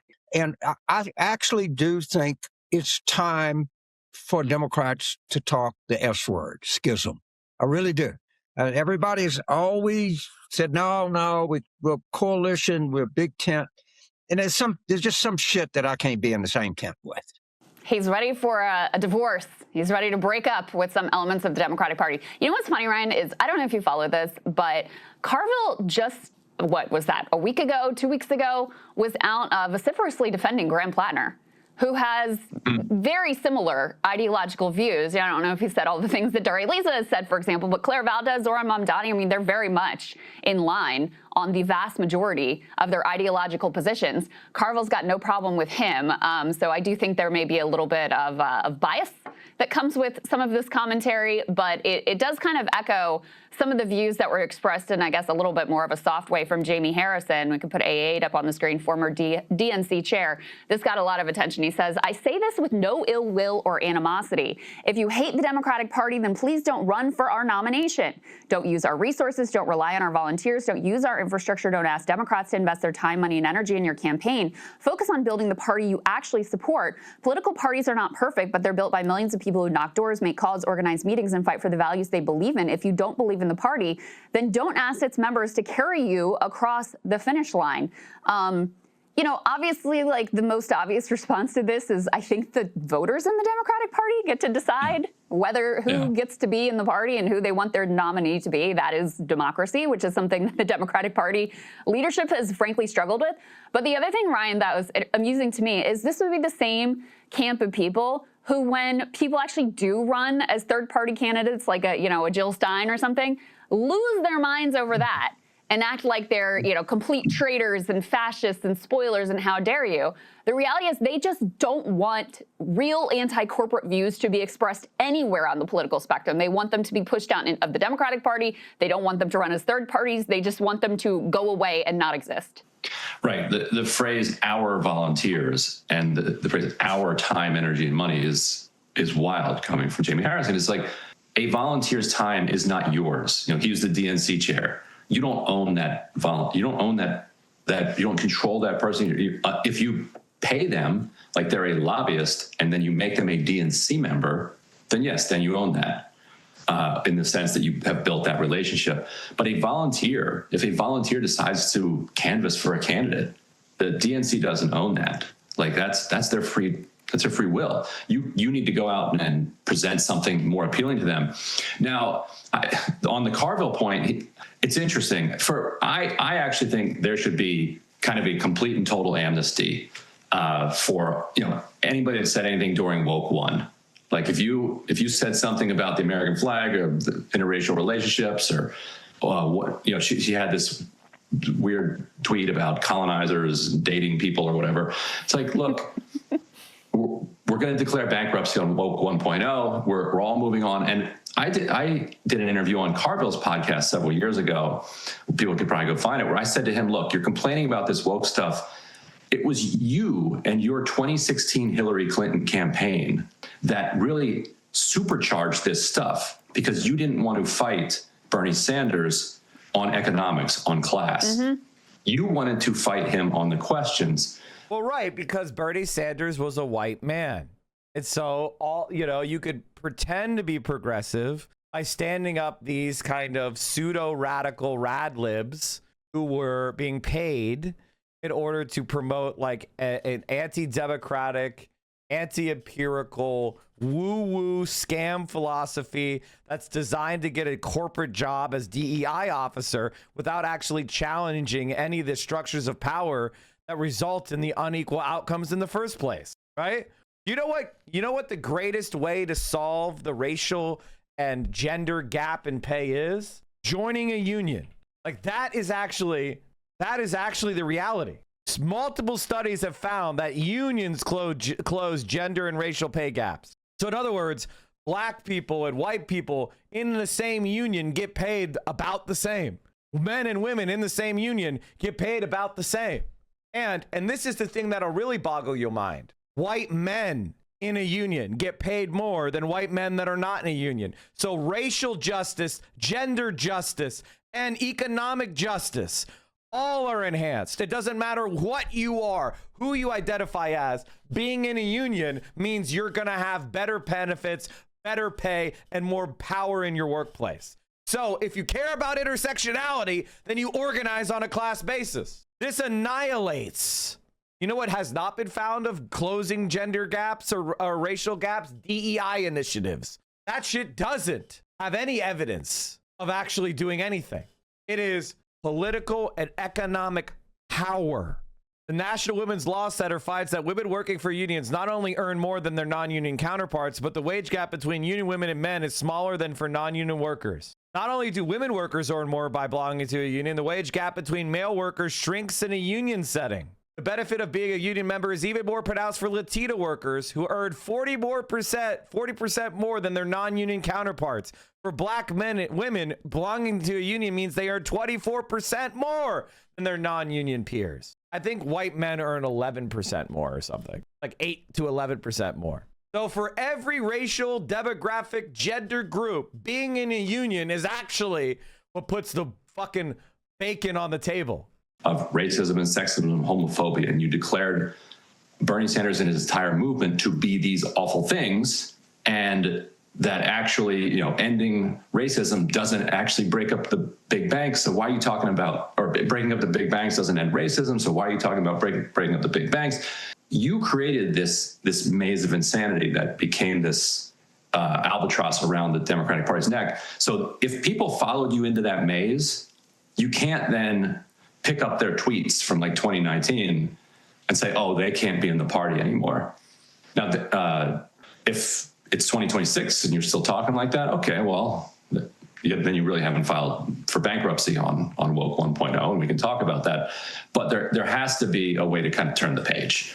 And if the left is willing to overlook war, bankrupting the entire country through the subprime crisis and the financial crisis, the immense amounts of corruption that have drained the possibility of achieving the American dream from people. If the left's willing to overlook that and still work with the kind of card vote winning of the party, then I think they can overlook some weird tweets that were actually really galvanized by the kind of Clinton wing of the party itself. True, and we're going to talk with the DSA co-chairs about Letitia James's comments in the wake of these victories. I mean, she's someone who's she's certainly a progressive. She's not DSA, but AOC endorsed her, didn't endorse others, but did endorse her.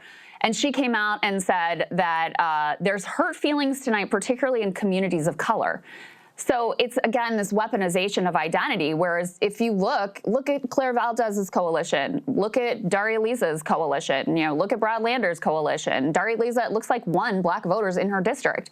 So this very tribal, plea to identity is once again being used by the more moderate portion of the party. So that hasn't ended. And of course, we see it deployed in accusations of anti-Semitism all the time. And that's been, we'll get to some of that, which of course there's been a complete meltdown from a lot of corners, both of the Democratic Party, but also of the media. Go ahead, Ryan. Just real quick on Tish James. Yeah. She was the first Working Families Party candidate ever to win without fusing on the Democratic line. Wow. She literally came in as a non-Democrat and shook up the system. It's okay. Right. Well, and here's the thing is the problem for Carville is if we actually took seriously this proposal of okay, bet, you know what? Mike, how do we deal with the rat fuck Dems? You tell everyone they're going to do it, so when they do it, it looks pathetic. And it's another sign that your predictions are right. That's what I do, right? How do I make people think I have credibility? I make my predictions. I make them boldly. I make them in a testable format. I say, hey, we're about to have the election. I think all three are going to win. I think that Lander's getting 65%. I think Claire Valdez is getting 55%. I think Dara Alicia is going to win by 4. And then all of those things come true exactly. And everybody goes, oh, I guess Mike knows what he's talking about. Or at least he got really lucky this time. And so you can look at some of my tweets where I talk about this exact idea and how I've been saying it for years and years and years and years and years. So that everybody's ready and nobody is surprised. Once you understand that centrist Democrats would rather control the party and lose to Republicans than tolerate even mild social democracy, you will understand why the Democrats suck so much. Centrist Democrats would rather be out of power for 20 years than be in power with AOC and 80 left-wing senators. Centrist Democrats hate the left and will never compromise on any policy if it means the left grows. They will forever collaborate with fascism to stop even mild social democracy. As I've said for a long time now, the centrist Democrats will never, ever support a progressive who wins primaries or does things the right way. They will decamp the party or try to destroy it from within, rather than do even modest compromise with the left. Bernie wrongfully thinks the Democratic Party centrists will treat the left with good faith. They absolutely will do everything they can to sabotage the left. Even if we win, centrists will simply pull a Macron and decamp the party. So you have multiple posts of me saying this exact thing. And guess what just happened yesterday? After wins by Democratic Socialists, centrist Democrats unite to push back. 13 Democratic House members and candidates announced their support for an initiative that commits them to centrist principles. 13 House Democrat members and candidates announced their support Thursday for a centrist initiative aimed at pushing back against the party's tilt toward democratic socialism.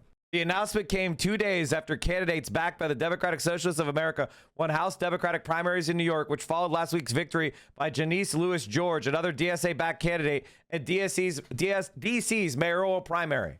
So exactly what I said happened immediately happens. We win through the primary, and it's not close. I mean, Claire won a landslide. Brad Lander won a landslide. And Daria Alicia won a comfortable victory. It wasn't even that close. They could call it the night of the election. No recount. Not close. It's unequivocal, easy victory. She won the majority of black voters. There's like, it's just, there is nothing. Like, there's a clear Democratic mandate within the Democratic Party for these elections. The promise to America.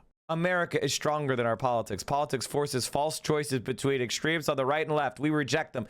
Too many Americans have not benefited from the last half century of economic growth. That's you guys. You are the guys of the status quo. That's you, motherfucker. That's you. You've been in control. You have sat in positions of power while the growth was not distributed, and you told us to learn to code.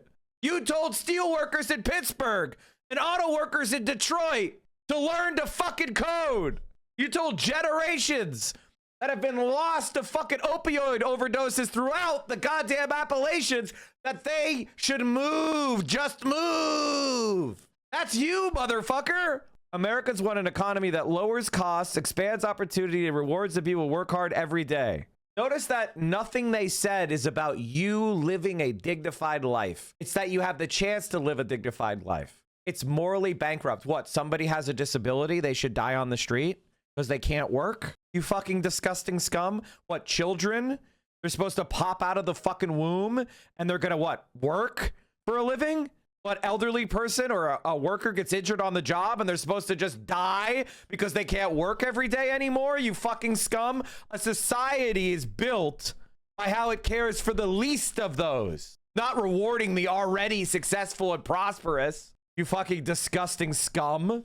We live in an era of hyperabundance where our technology allows one person to produce more than they could ever consume in a lifetime. And those societies that care for children, foster their potential, and make them successful in life are those that grow. Those that are money-grubbing, greedy fucks like America are falling apart, and so are we. We are falling apart because the working class no longer has economic power anymore. It's all been lost when our jobs were shipped overseas. Americans want safe communities and institutions that solve problems. Look at this pablum. Listen to this pablum. Solve problems, they say. We believe in building more to lower costs and expand opportunity. You've said the exact same thing. You wrote a paragraph and you already repeated yourself. You fucking vacuous scum. We are capitalist, not socialist. Full-time work should make it possible to own a home, raise a family, afford healthcare, and retire with dignity. You do not believe that. You absolutely do not believe that. That's why you vote against raising the minimum wage. That's why you vote against card check. That's why you vote every day to overturn the strike of the railway workers and force them back to work. You people are liars. Economic permitting and tax policy should expand opportunity and lower costs. In other words, deregulate and lower taxes for the rich out of the foolish idea that it'll trickle down.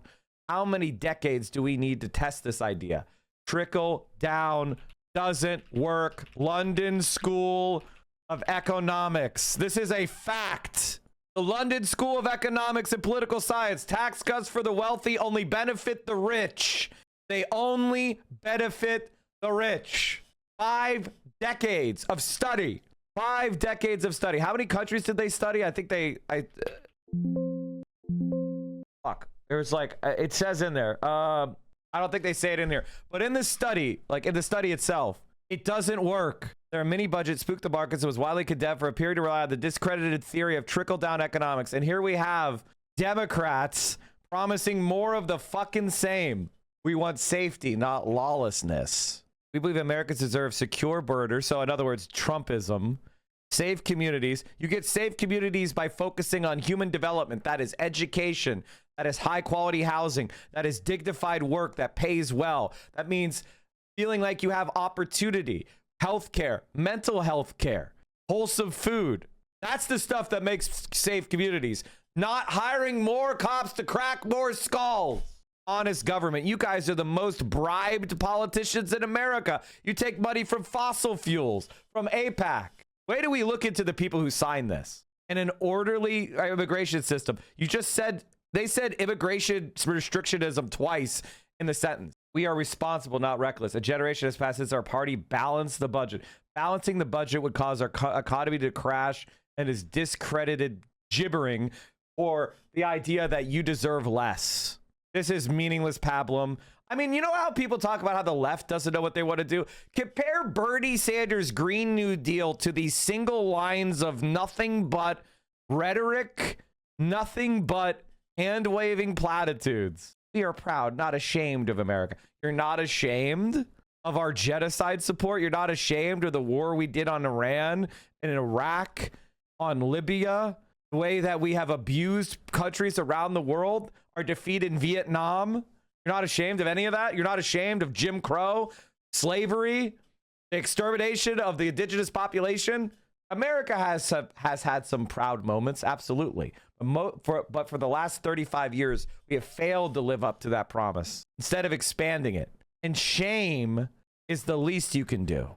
All right, let's take a look. Let's look at some of these candidates. Let's take a look. So, Adam Gray, AIPAC endorsed, taking $30,000. He must be brand new. $30,000 from the Israel lobby, endorsed by AIPAC, DMFI. Okay, let's go to the next. Tom Swazi, that guy's taking millions from Israel. Oh, I'm sorry, $533,000 from Israel. He's only been in office for 2 years. Laura Gillen, $300,000 from the Israel lobby. This is a list of people to primary. $4 million from AIPAC. Don Davis. These are the bribe sectors. She must be a candidate. I hope you fucking lose. Kristen McDonald Rivet, another $300,000 from the lobby. Josh Gottheimer, $2.2 million from Israel. Basically a spy. If America was functional, he'd be in jail. That's supposed to be another candidate. Sorry. That's another candidate. I'm not going to search these dumb candidates. I'm sure they're getting money from Israel. Another $200,000 from Israel. Every single fucking politician on this signature list is taking money hand over fist from genocidal Benjamin Netanyahu. This is a list of people to primary, baby. Her name, sorry. Bynum. 1.4 million from Israel. Oh my God, Susie Lee might be like one of the top. Susie Lee is probably one of the top recipients. 734,000 from Israel. And then one more, Vincente. Wait, is he a candidate? Okay, let me just search. Maybe Track AIPAC doesn't have him anywhere. Hold on. Wait, is he?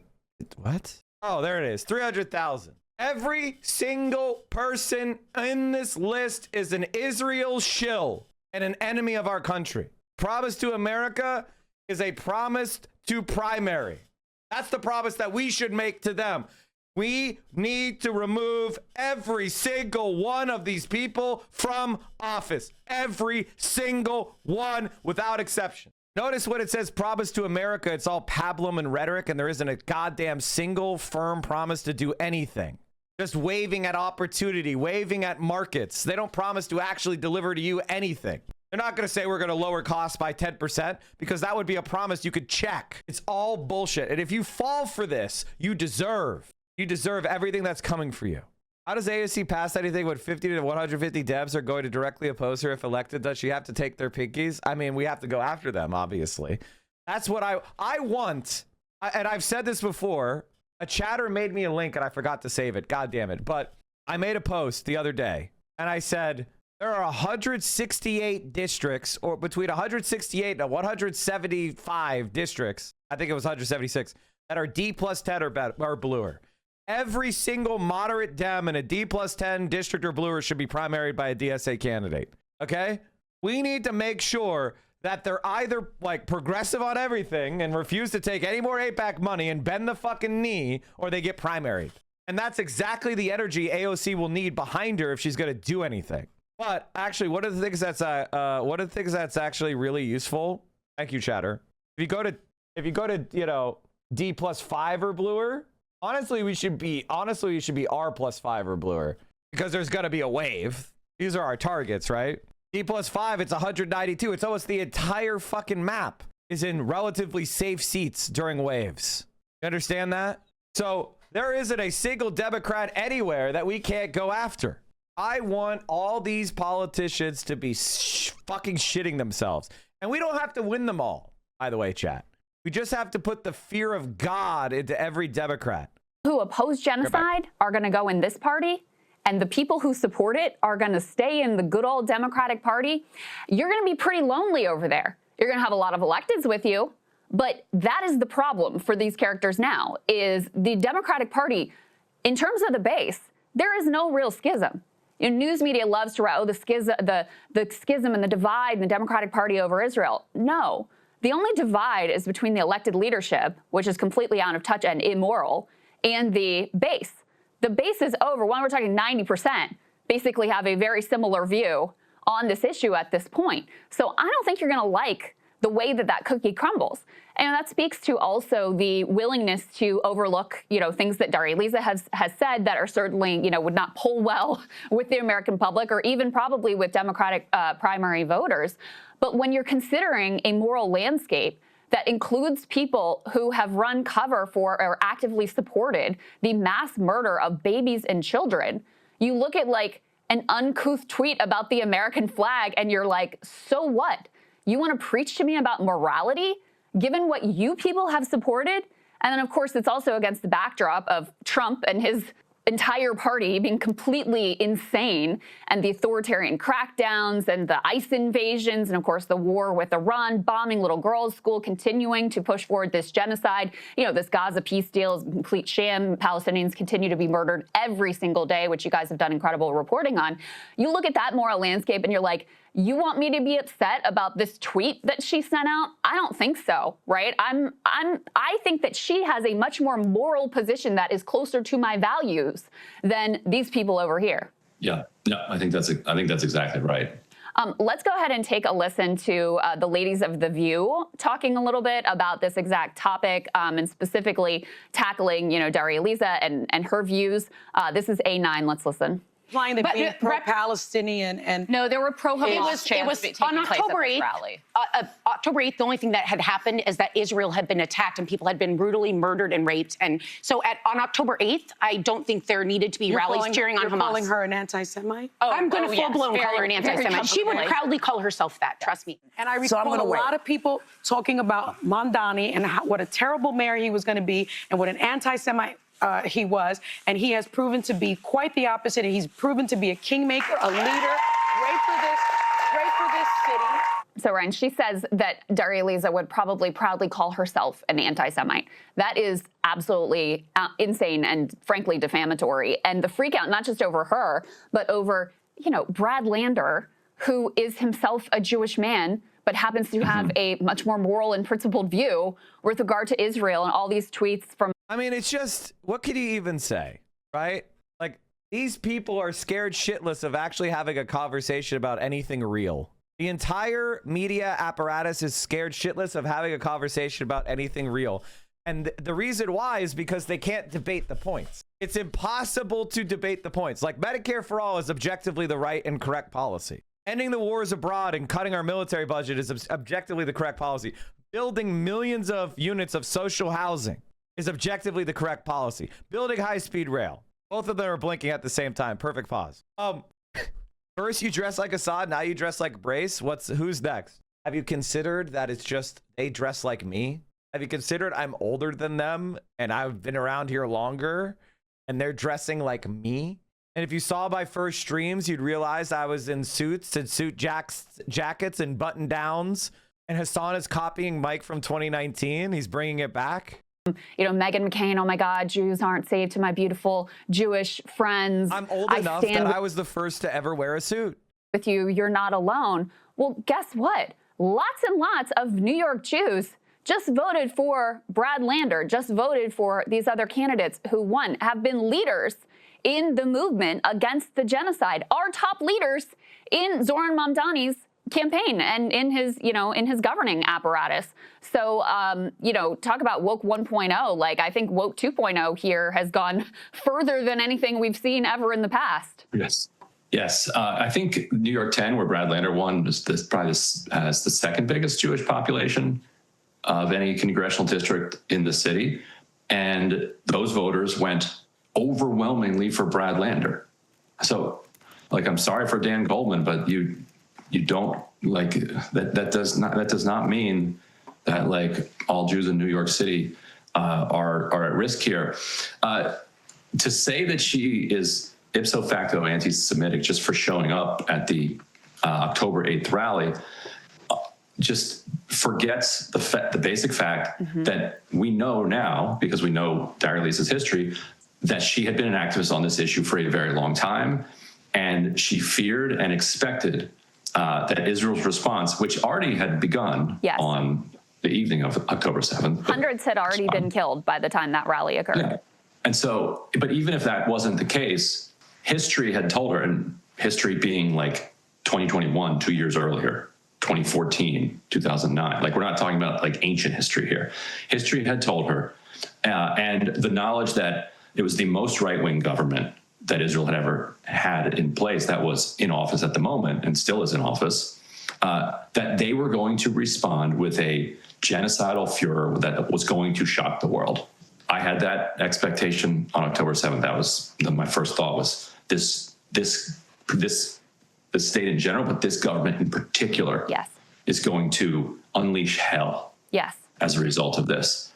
And if the argument is that she was correct, but too early, I don't think there's anybody out there who's a normal person who's going to say, okay, well, you make a very good point. Yes, she was right, but she was right. She was right, but she figured it out before it happened.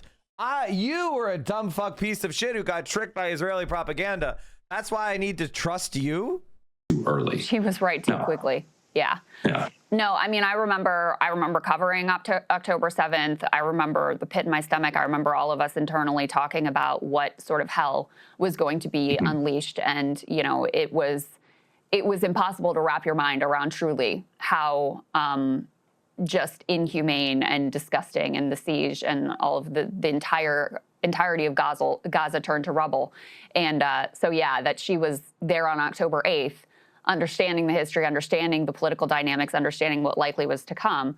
I think that's a point in her favor, personally. Let me just hit, on this note, there were some somewhat surprising defenders against the mass blanket charges of anti-Semitism here. In particular, Joe Scarborough showed up to say, hey, if you want to point to rising anti-Semitism, I've got an idea of who is to blame, and it's not Zohran Mamdani. This is A1. Let's take a listen. I just, hearing a lot of people talking about the anti-Semitism in New York City, and last night proved the anti-Semitism in New York City, and this is Mamdani's fault, this is so-and-so's fault, this is this left. No, it's not.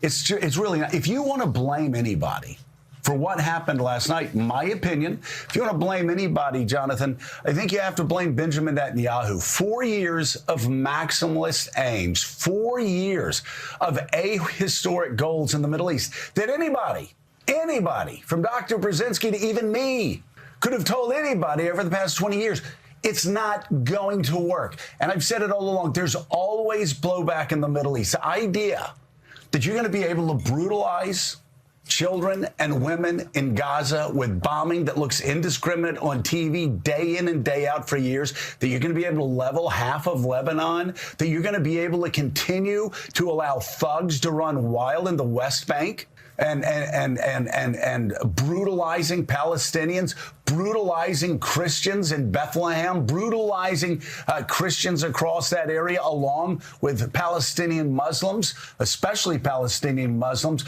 blowing up Catholic churches in Gaza. Of course, I'm saying things that would relate to some of these people who are so shocked that Israel is in such low standing in America right now. Forgive me for a quick digression, but I was always instinctively pro-Israeli. an anti-Palestinian growing up. You know why? Because when I was a young child, one of my first memories was the '72 Munich Olympics.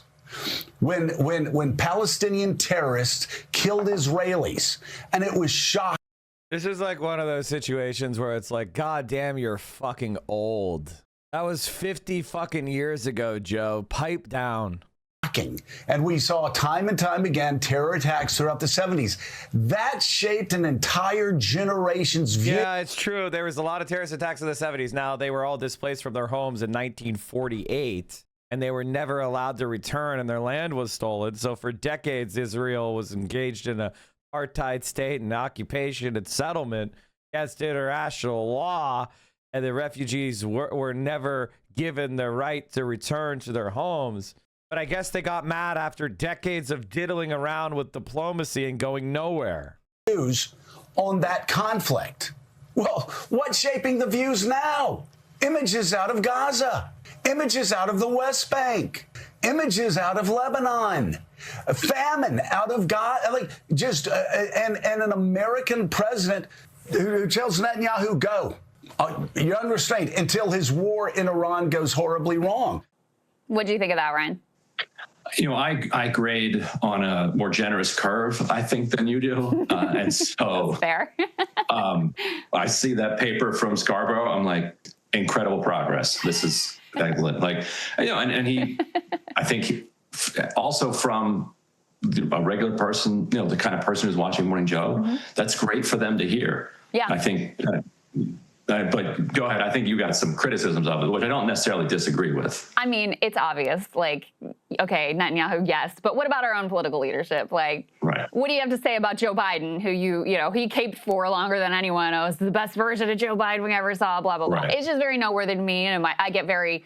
To me, it's such a red flag when anyone tries to pawn all of the destruction and carnage and anti-Semitism off on this one individual who is democratically elected and has been multiple times, is not some fringe outlying character in Israeli society. Just go take a listen to his quote-unquote moderate opponents to see how much daylight there is between him and them on issues of, you know, human rights. There's zero daylight, effectively.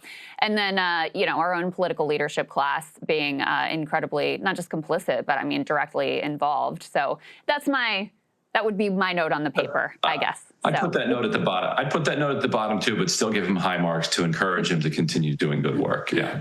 We've got our guest standing by, but just really quickly, I do want to mention, put A11 up on the screen here because this is relatively extraordinary. We've got House Democrat anxiety rising after wins by Mamdani-backed candidates. Are we going to let them take over the party? One battleground Democrat told me they are so concerned about the rise of DSA, they are having serious convos with donors about leaving the party altogether next term. I would encourage them to go. Go ahead. Yeah, Josh Gottheimer, okay. Yeah, goodbye, Josh Gottheimer. Go be a Republican.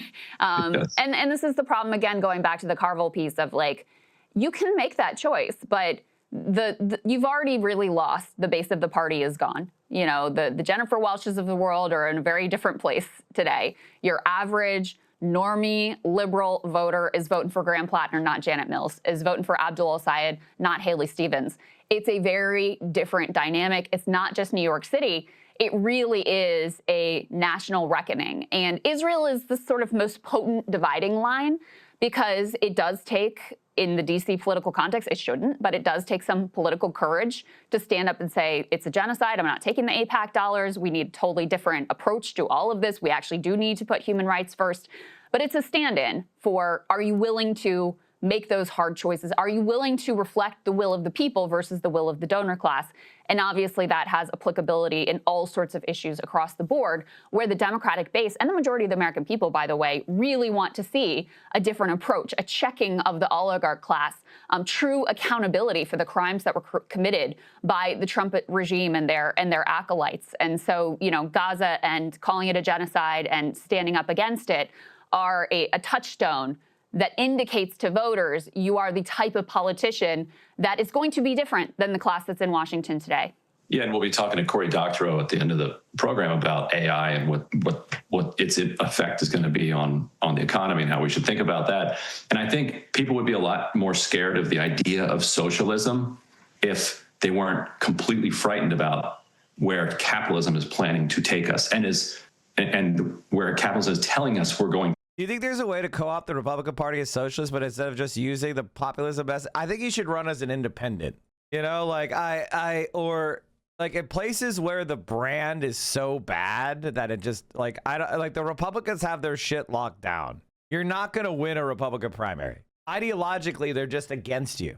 Even though like a large portion of their voters might like what you're saying, you're not going to win a Republican primary. But running as an independent, you know, that might be a good idea.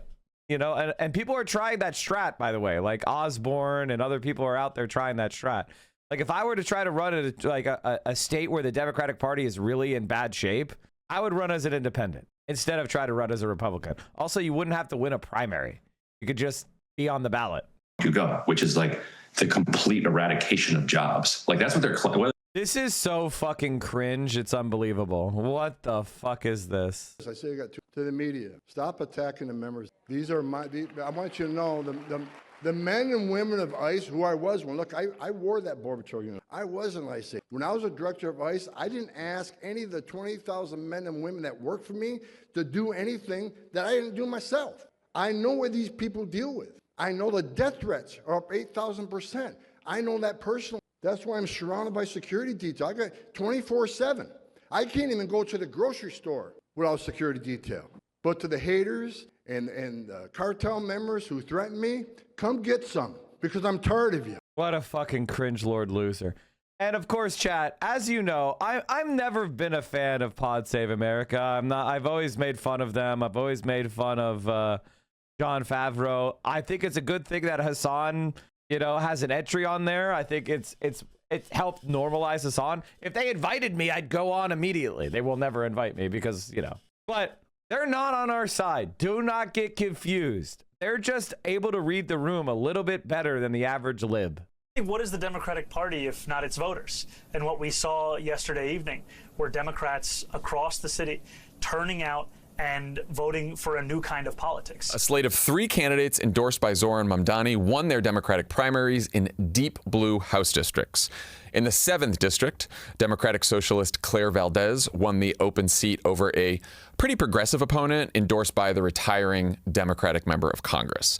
In the 10th district, Progressive City Comptroller Brad Lander defeated incumbent Dan Goldman in a race that was largely about Israel. Both men are Jewish. Lander ran as a self-proclaimed liberal Zionist, but hit Goldman on voting against legislation to block military aid to Israel and taking money from pro-Israel lobbying groups. And then the biggest upset of the night, 4-term Representative Adriano Espaillat, head of the Congressional Hispanic Caucus and the first undocumented immigrant to serve in Congress, lost his Harlem Bronx district in an upset to a leftist community organizer named Daria Liza Avila Chevalier, a Democrat. The thing about her is that she has given in, by the way. She has compromised. She apologized for saying, fuck Kamala Harris. She said, like, hey, I regret that. It's not the way to be an organizer. You need to bring people in. You know, my tweets don't represent the way I want to be a leader. You know what I mean? Like, she did that. And she also is like, listen, I'm not trying to ban everybody who says that they support the idea of Israel, even though I don't agree with that. And I think that's too much of a compromise. But she has literally said, I believe in prosecuting the war criminals, ending the apartheid, right? A state with equal rights, the Zohran method of attacking Zionism's essence while being rhetorically intelligent. But that's still not enough for them. That's still not enough for them because the real problem is her policies. And they think she's less popular. And she's a black woman. So a black progressive woman? Nah. Every white man, Democrat, centrist will be attacking her viciously. Because they understand the psychosexual fixations of Americans over black women and how black women are supposed to sit in the back and vote for Joe Biden. They're not supposed to take the lead. That's what they, you know, it doesn't matter that she got the majority of the black vote. You know, a white man is speaking. Socialist who also believes in abolishing prisons, police, and all deportations. She might be the most left-wing candidate to ever win a Democratic primary in our lifetime. There's been a lot of focus on her old tweets, which she has deleted and mostly apologized for. I'm fine with that. My general position is to give people a chance who want to take back something they said or posted. Certainly would love to take back things that I've posted. Here's where I have a problem.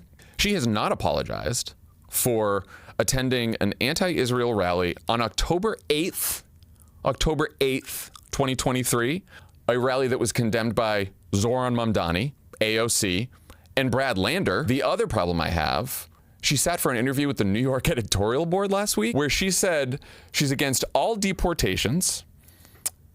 She's for open borders because, quote, bordering is a very modern construct, actually. She's right. She's dead fucking right. We didn't have passports in this country until World War I. She's dead fucking right. And in fact, it's actually the cause of a lot of the dysfunction in the Southeast is that people used to pass freely from Mexico to the United States to live and work. The border has actually created all sorts of ecological catastrophes as well. She's absolutely fucking right. People used to just move all around the world and live. Like, this is just, you're just dead wrong, man. Now, you could say that with like the modern technology that we have. Like, I talked to Claire when Claire was on here and I talked about borders. I said, we've got new technology, which means people can fly around the world and they can transmit disease. They could bring invasive species. We want to make sure that people aren't being trafficked, right? Like having a sense of who's coming in and who's going out and making sure that, you know, like problems like, you know, things like, agricultural blights or invasive species or like, you know, food that has not been possibly created. Like there are things that you legitimately want to prevent from freely flowing around the world, or you would want to do like a sanity check. That's totally normal.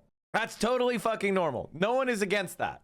Having some sort of like reasonable travel restriction, you know, like that is different than we're going to make things so hard and racially and nationalistic. She's right. And of course, these pod save guys, here's the thing. They don't want to actually have a conversation about these issues. They just want to look at the camera, make a face, furrow their brow, right? And pretend like what she's saying is Looney Tune. She wants to abolish prisons. And like as I've said before, and again, there's a reason why I don't call myself an abolitionist, because it's not a program, right? It is an aspirational statement of intent. I want to live in a society that doesn't need prisons. I want to radically reform the way we do criminal justice today because it's ineffective and it's unjust. It's not we're going to throw open all the jails and let everybody just wander out onto the street, no matter how depraved, violent, or dangerous or ill. That's not true. And again, you know, that's probably why I don't like the term as an argument, because I think it confuses people and it allows your opposition to cast it as non-practical. And I think right now we have to be a little bit more precise with our views. Abolition, again, this is what happens when the left comes from academia, right? Instead of the blue collar, right? You go to a bar, you go to any bar, and you're going to recognize the need for a bouncer. You know, when it gets close to closing time and people have had a little bit too much to drink, you're going to realize the necessity of having a few people that are specialists in maintaining public order and protecting people from having their rights abused by others. Like everybody could, you know, it just takes a little bit of context to go, yeah, that obviously we need to have some people that are good at that, right? But when you're in academia, you get to live in the land of the plausible. You get to live in the land of ideas, and you know, you get to like present challenging beliefs and arguments in a way that's not intended to be persuasive to like every regular person. Politics is a little bit different than that. We could have the ideal of abolition of prisons, but the goal is public safety and actually following what the empirical evidence shows, which is like our incarceration system sucks ass at stopping people from being antisocial, which is the whole entire point, which is why these guys would never bring me on, right? They'd never bring me on because I could have these conversations and say, you guys are doing the same shit Republicans do to us, except to Dara Lisa, because your ideas are not very effective and the status quo is you and everybody hates it. So you have to characterize any change from the status quo as Looney Tune radical, even when it's actually not. And refused to say, when asked, she got 4 different chances on this, refused to say that a convicted murderer should be sentenced to any jail time at all. Maybe she turns over a new leaf in Congress and like her voting record doesn't match some of these more extreme positions. I hope so. But I think the reason I bring this up is because when Democrats get questions about this, I think the answer is easy and important to give, which is that she currently holds a range of views that go from moronic to abhorrent. And not only those views not align with most Democrats in the country, nearly all. Basically, he's mad because she won't do what the Republicans and the centrists want her to do, which is accept their premises and go and be like, yeah, you're right. I want to have all the murderers in prison. Like, that's what it's really about. The fact that she refuses to be trapped into the game that they are so used to falling for. Accepting the ridiculous questions that are asked of her and say, I'm not taught. That's fucking stupid. All Democrats in the country, actually most elected Democratic socialists, but like I don't even think they align with like a lot of the people who probably voted for her. So like I think people should you just got to say that. I mean, like that's the thing. And here's the thing, like I am somebody who understands, and I think Daria Lisa is exactly the same way, right? The reason why you call yourself a Democratic socialist is because you are not just advocating for like progressive policies in the here and now. We have a lot of progressive policies that we can enact really quickly that will significantly improve the world, right? The Green New Deal, right? Medicare for all, ending the wars, ending the genocide in Gaza, high-speed rail, unions for all, job guarantee, renewable energy investment, all this, everything. Adding DC and Puerto Rico as states, banning gerrymandering.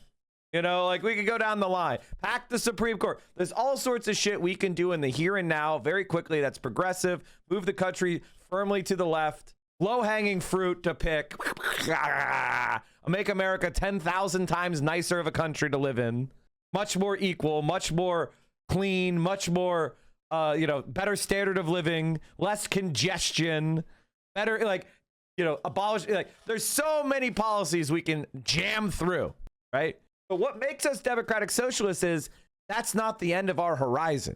Moving America in a strong social democratic way, having a good neighbor foreign policy, that's not the end of politics for us. We want to continue pushing the horizons toward a more equal society beyond even any of those plans. That's what makes us Democratic Socialists. And some of them are aspirational. They're on the horizon. It's fuzzy. We can't see it through the mists. But it's still, or it's like a North Star. We're marching towards it. So yes, we have the chasms in front of us that we need to build bridges over. Medicare for all, Green New Deal. But we plan to keep on marching toward that North Star. And that's what makes us a Democratic Socialist, is we're not going to be content by enacting all those policies that I just named. That's what separates us from progressives, okay? And prison abolition is one of those ideas. It is to build a public safety and justice system that reduces antisocial behavior to as close as zero as possible, which focuses on restorative justice, which turns perpetrators into productive citizens, and to study the methods that have proved effective. And you know what proves effective? Dignity, rehabilitation, hope, addressing mental health crises, addressing traumas, addressing, making a person feel safe, removing them from the social context, which created the permission structure for antisociality, making them feel trusted and loved and supported, and as a member of the community, integrated and responsible. Nothing is perfect, but that is what we should be looking at, and we should be enacting. And the prison system, I'm sorry, but to be like, oh, America, you murderers, as if murderers and violent criminals were the people that are choking our prisons. It's nonsense, man. America has the highest incarceration rate of any country in the world. Our crime isn't lower.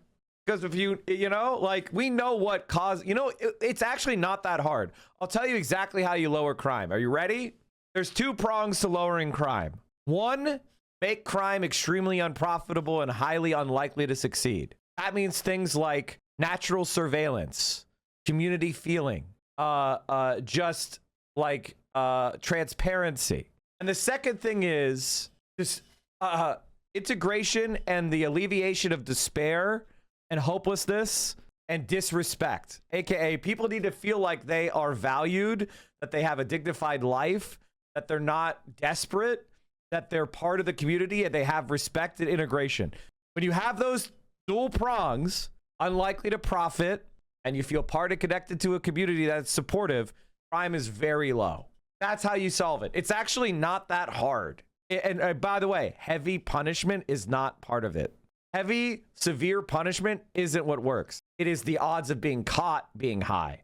So investigation, not retribution, is what actually reduces crime. If people feel like, if I do that, I will get caught, that's what reduces crime. And also, if they think, I could do that, but I'll get caught, and also, I don't want to hurt my neighbor who I care about, that's the sequence that makes crime basically not happen. It's not, it's not even that hard. Like, everyone can hear what I'm saying and go, yeah, that makes actually perfect sense. Of course it does. And then we could really focus our effort on the dangerous few, the people that, have traumas, that have, mental illnesses, chemical imbalances, actual physical traumas that cause brain structure abnormality, like things that, like, there are some people that are just like incredibly dangerous people that lack like empathy, that does exist. That's like tiny percent. And the less opportunistic crime, the less like crime that is caused by like violence and trauma and despair and alienation and opportunity, that's like 95% of crime. The sociopaths are like pretty small. What is the Democratic Party if not its voters? Sorry for that long rant on this issue because it pisses me off. I feel like it's one of those things that actually disgusts me a lot, because when people talk about it, they're just being complete assholes, and they're counting on people being like, stupid. And you're supposed to be a progressive, man. And you're trying to characterize abolition as like, let all the murderers walk free. It's nonsense. Abolishing the inhumane prison system, at least starting with nonviolent offenders, is a good idea. Exactly. We could significantly reduce the number of people in prison without increasing crime. And also, by the way, we have been doing that. Believe it or not, we've actually started to reduce the incarceration rate. It's actually starting to go down. Slowly but surely. See this? We're starting to bend it down. It's just starting. And guess what? Murder rates are going down. Wow. How about that? Oh no, the right will call Democrats crazy communists or something. This is one of those rare occurrences where reading the comments actually made me feel better. Pod save, guys. What are you doing? And here's the thing, like, we've known about this for a long time. I mean, fuck, Michael Moore made a video about this. Like, what, 11 years ago? Like, called Where to Invade Next? Where he talked about the prison system in Norway, which, while they have prisons, they look nothing like ours. And this is almost certainly what Daria Lisa would be in favor of. Hold on, let me see if I can find it. It's something I like to show people because it's very, very, very, very, very silly. Societies in this. A lot of work to, yeah. I hope I don't accidentally show titty. It's like thank you very much. There's a part. He's talking to cops, by the way. He's talking to cops in Portugal, and they wanted to say something to American police. Accessibility to treatment. So what you're saying is it's not just taking back the decriminalization part of drugs. I am also going to have to convince the United States to increase treatment, basically take the stick out of our ass and help people. Exactly. Que essa dignidade da pessoa humana é a coluna vertebral do nosso ordenamento jurídico. E todas as leis têm que ser baseadas com respeito e com observância a esse princípio da dignidade da pessoa humana. E esses princípios são-nos incutidos, mesmo em termos de formação, enquanto polícias. É princípio básico da nossa formação, é o respeito pela dignidade, pela pessoa humana, sempre. As we were packing up to leave, the Lisbon cops asked if they could say something directly to law enforcement in the United States. Enquanto permitirmos que haja a pena de morte, os direitos, a dignidade humana não se consegue defender. The human dignity is above all, and the death penalty is against that dignity. Is against that dignity. And you guys are cops. This is how you... I don't know what to say. He was just saying the death penalty is the death of human dignity, and you can't have the death penalty. The death penalty is bad. A lot of work to be done. A lot of work to... Yeah. Thank you. Thank you very much. The conceit of the movie is that Michael Moore goes around places around the world and he invades them and says, I'm invading your country so that I can steal your good ideas. So he's planting the U.S. flag whenever he comes across a good idea. Because Americans can't just like learn and be respectful. They have to like pretend they're taking something and dominating in order to do it.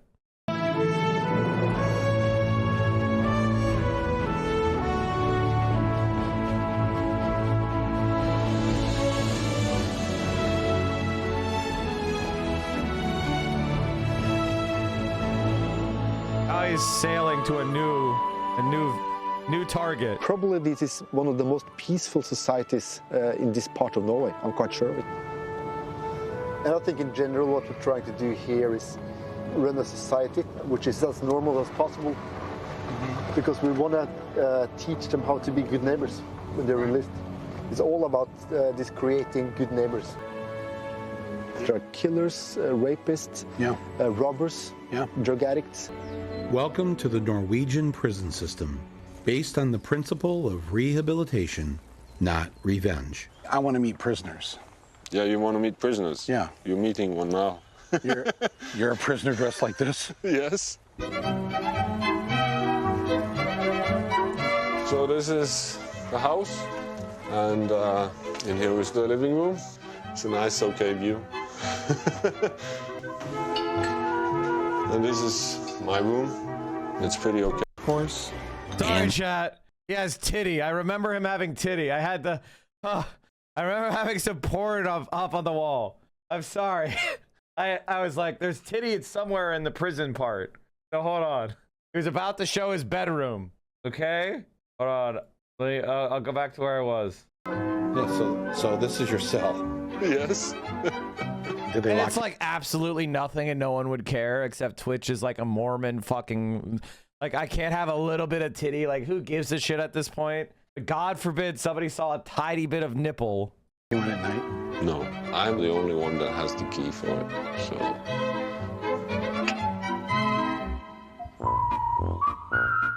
We watch TV, we can play bicycle, running, swimming, fishing. Wait a minute, what do you mean swimming? You can swim to the other side? That is not allowed.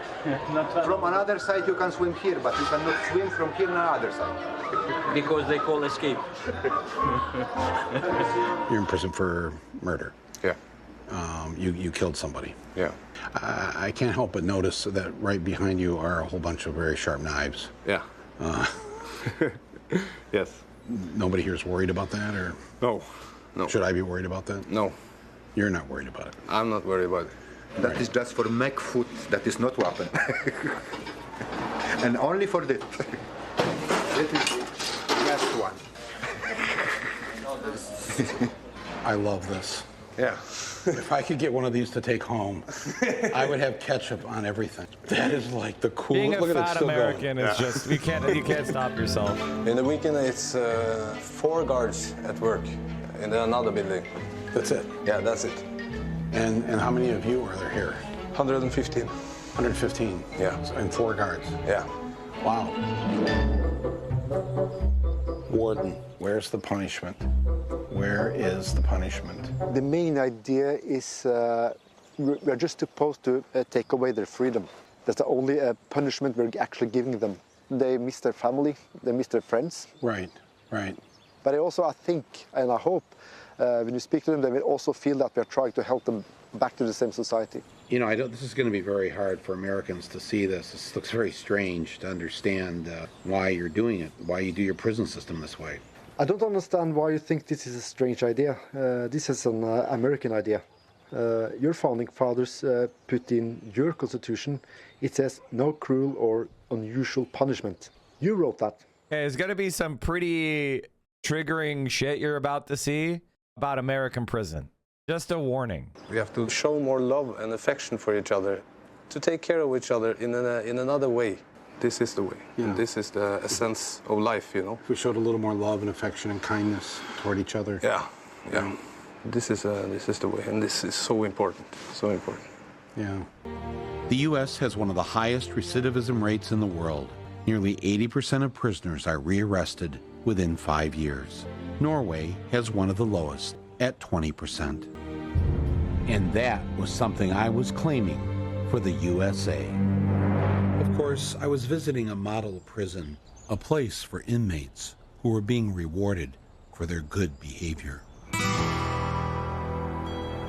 I said it wasn't fair to show the American public their nicest place. I wanted to see a maximum security facility. And that's where I went. When the prison first opened in 2010, the guards wanted to send a strong message to the new inmates. So they made this orientation video.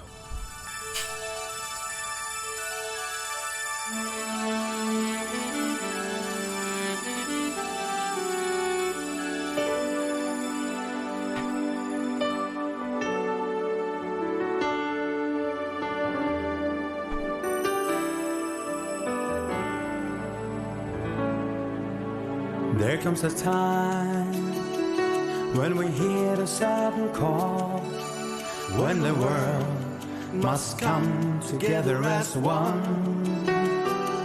There are people dying, and it's time to lend a hand to live the greatest gift of all. We can't go on pretending day by day that somewhere to make a change. Is that Braille? Braille for the blind? Yeah, for the blindness. It's art, modern art. You have modern art throughout the prison here.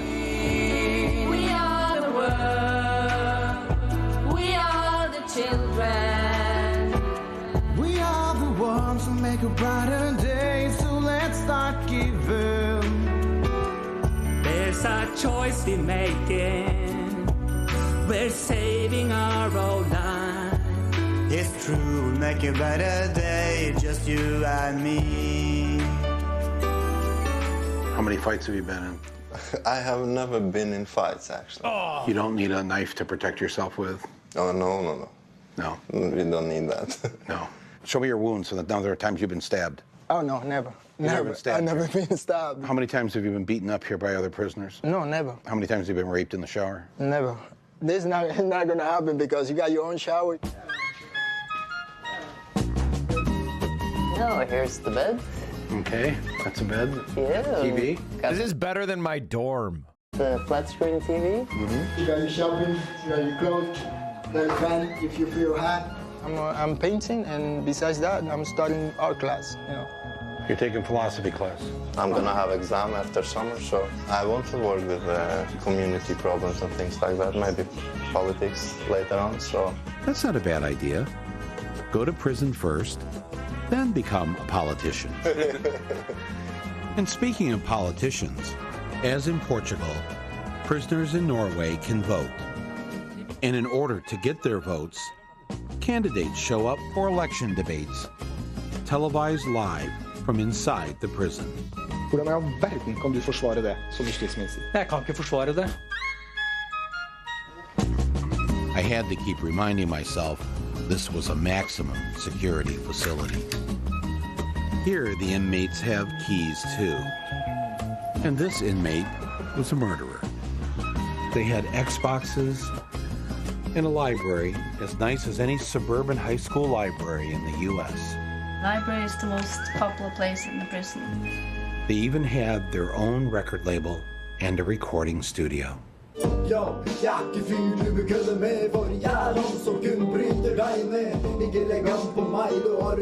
Music can actually open a lot of the creativity inside of them. And if it's one thing said about the guys here, they are very creative in all sorts of ways.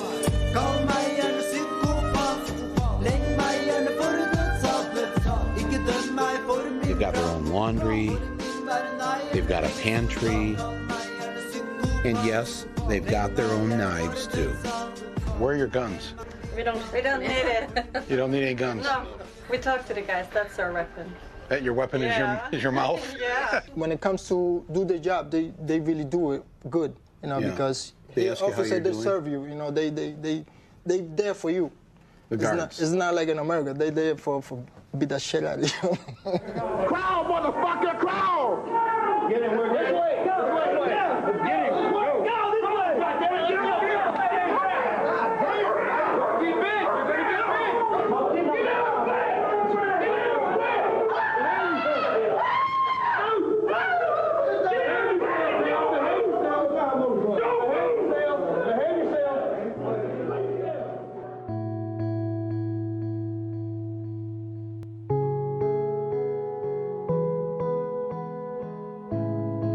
If you're listening, that was a clip from an American prison where an inmate was being This mauled is by a Trond dog. Blattman, Who was laying down a on the plumber ground. by trade. On July 22nd, 2011, he lost his 17-year-old son when he was murdered with 54 other teenagers on a summer camp island in a lake in Norway. One killer who espoused neo-Nazi and racist beliefs not only killed all of these children, but blew up a federal building in downtown Oslo. My son called me from the island and said, Daddy, there's somebody shooting at us on the island. What are we going to do? I'd never been on the island, so I didn't know what to answer. And I said, are you together with other people, other youngsters? Yes. Well, then hide and stick together, take care of each other, and be careful. He called me around 5:20, and he was dead just past 6. Do you wish that your son had a gun instead of a cell phone that day? What I wished that he had done was to swim. Because the ones who swam survived. We don't have death sentences here in Norway, so we kind of said that the mass murderer, he's going to have the same kind of treatment as everybody else. The justice system is going to judge him, and he's going to have his sentence. You cared about whether he had a fair trial? Yeah. You? Yeah. You yourself? Yeah. But don't you personally want to kill him? No. If you had the chance? No. If you had the chance? No. But he killed your son? Yeah, but no. You don't want to kill him? No. But he killed your son? Yeah, he killed my son. You wouldn't want to. But I don't want to step down on the ladder and say, I have the same right as you thought you had to kill. I don't have the same right. Even though he's just a piece of scum? Yeah, but I know he's a piece of scum, but it doesn't give me the right to shoot him or kill him. So after this horrible act of terrorism, Norway didn't change its system. You don't try to institute a Patriot Act. No. You don't try to take away people's freedoms. No. You're cautiously thinking about arming the police style, but even that is bothersome and worrisome. Why didn't you respond the way we responded after 9/11? Well, let me put it this way. The whole establishment, from the Prime Minister through the King's family and all of the officials in Norway, all of the press, the media, said, well, let's now take care of Norway. As we have been used to taking care of each other, we take care of Norway. So we stay together, we open our hearts, we open our society. We're going to have more democracy, more freedom of speech, because to lock up wouldn't help us. That would just create more hatred.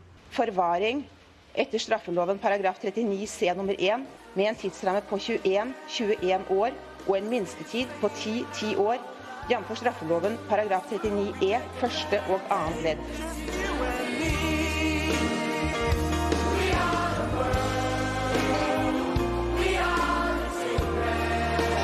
Now, one note to say, Breivik it's 21 years before a parole hearing, in which case you can get another 21 years.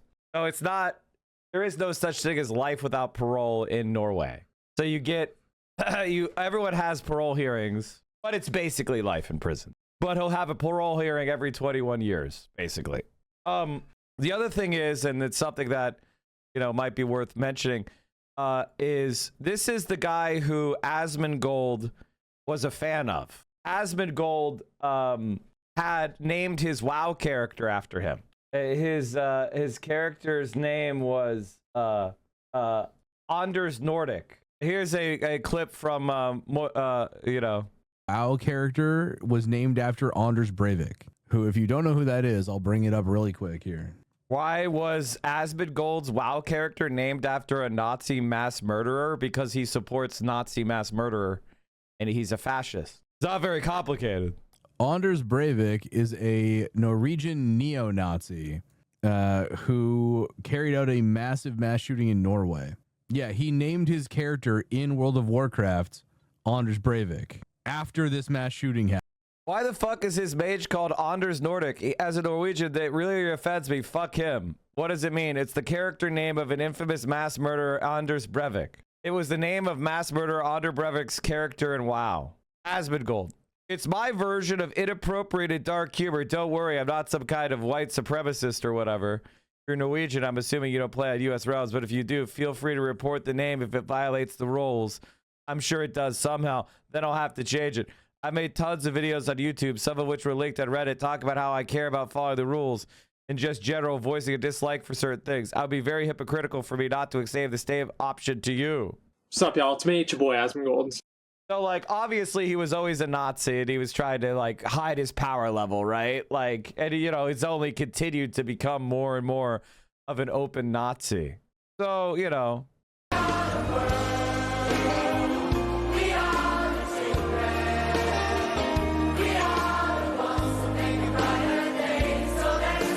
My brother watches Asmongold, and I pleaded that he watch Hasan instead because Asmon is unhinged, but he said that he can't stand Hasan and that he has a mind of his own, therefore he can't discern right from wrong with Asmongold. It's depressing, man.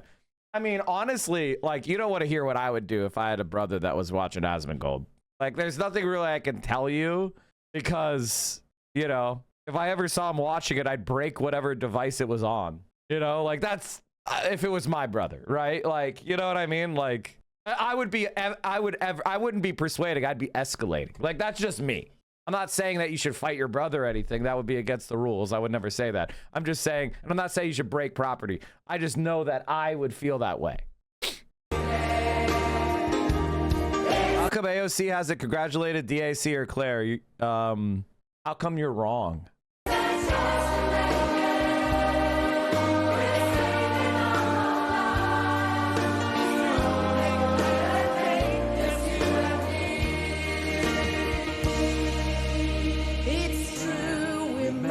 Better day, just you and me.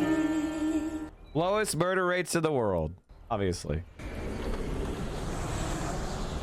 There was much I took from Norway and much more to think about.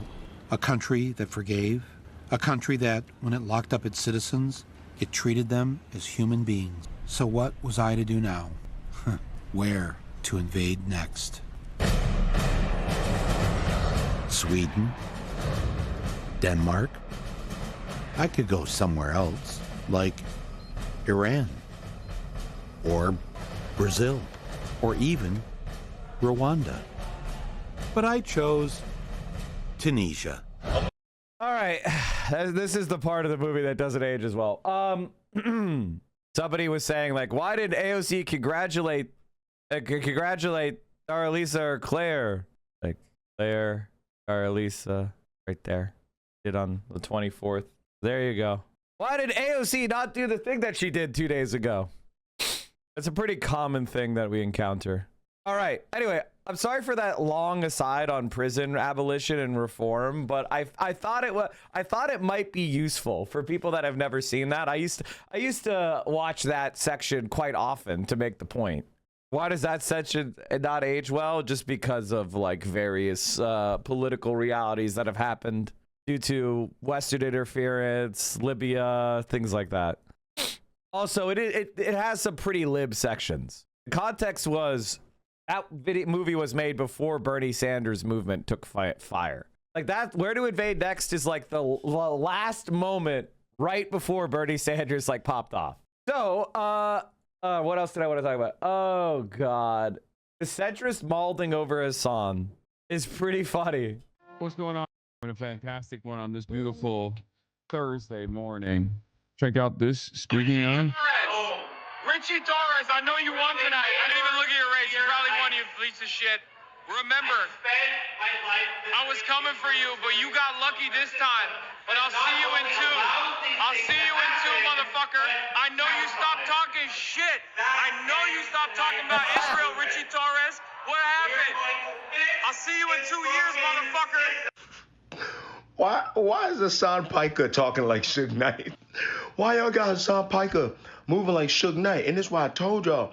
Oh, people be like, oh, we need Joe Rogan to the left. You need Joe Rogan. Work with what you got. You're looking at him right in front of you. That's Hasan Piker after what, 9 of his endorsed candidates won the primaries? Then with the left, you got to work with what you got. I have critiques of Hasan Piker. I think certain times, I don't think he really truly grasps certain race relation stuffs well, but I think he's open to learning. That's one thing I give Hasan.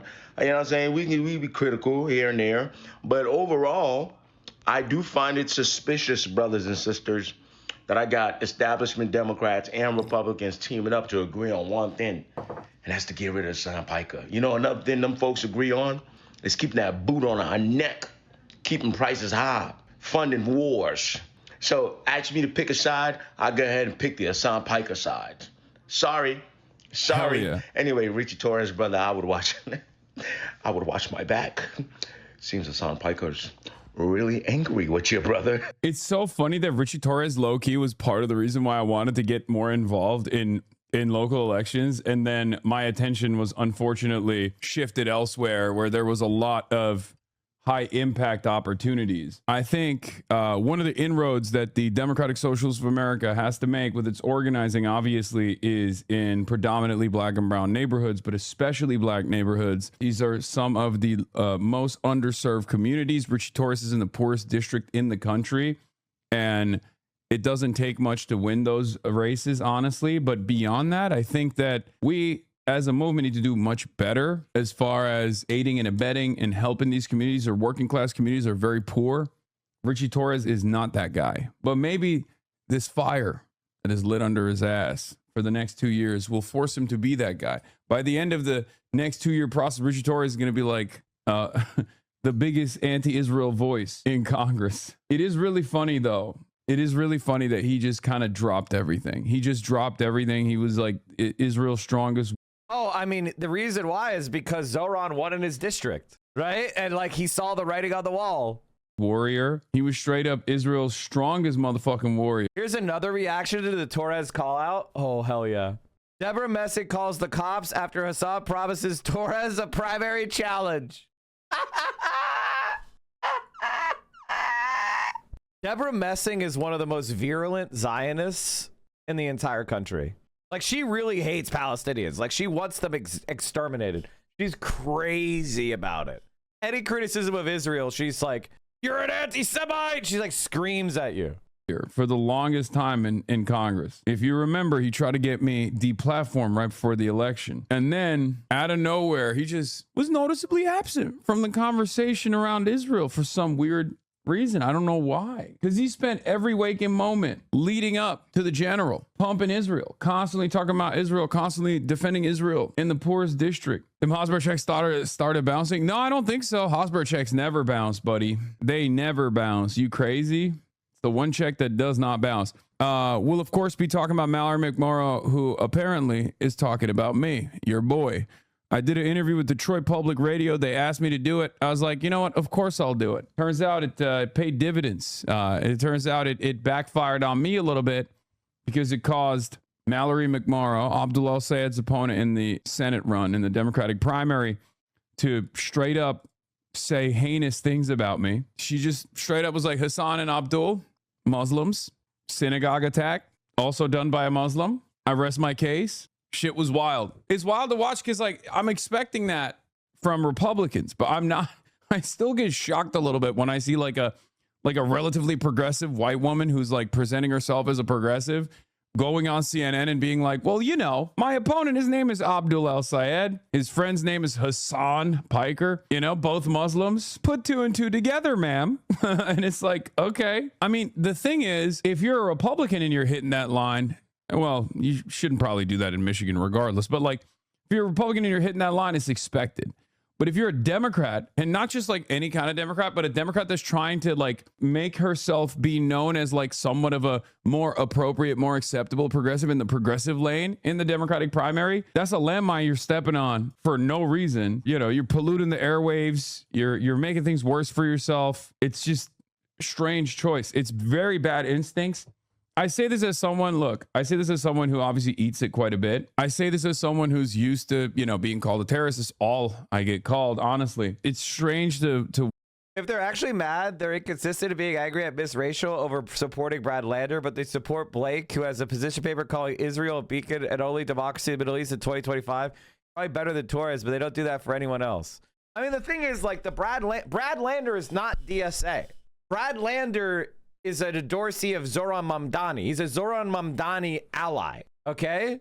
Daria Lisa and Claire are the DSA, right? Zohran is DSA. AOC is DSA.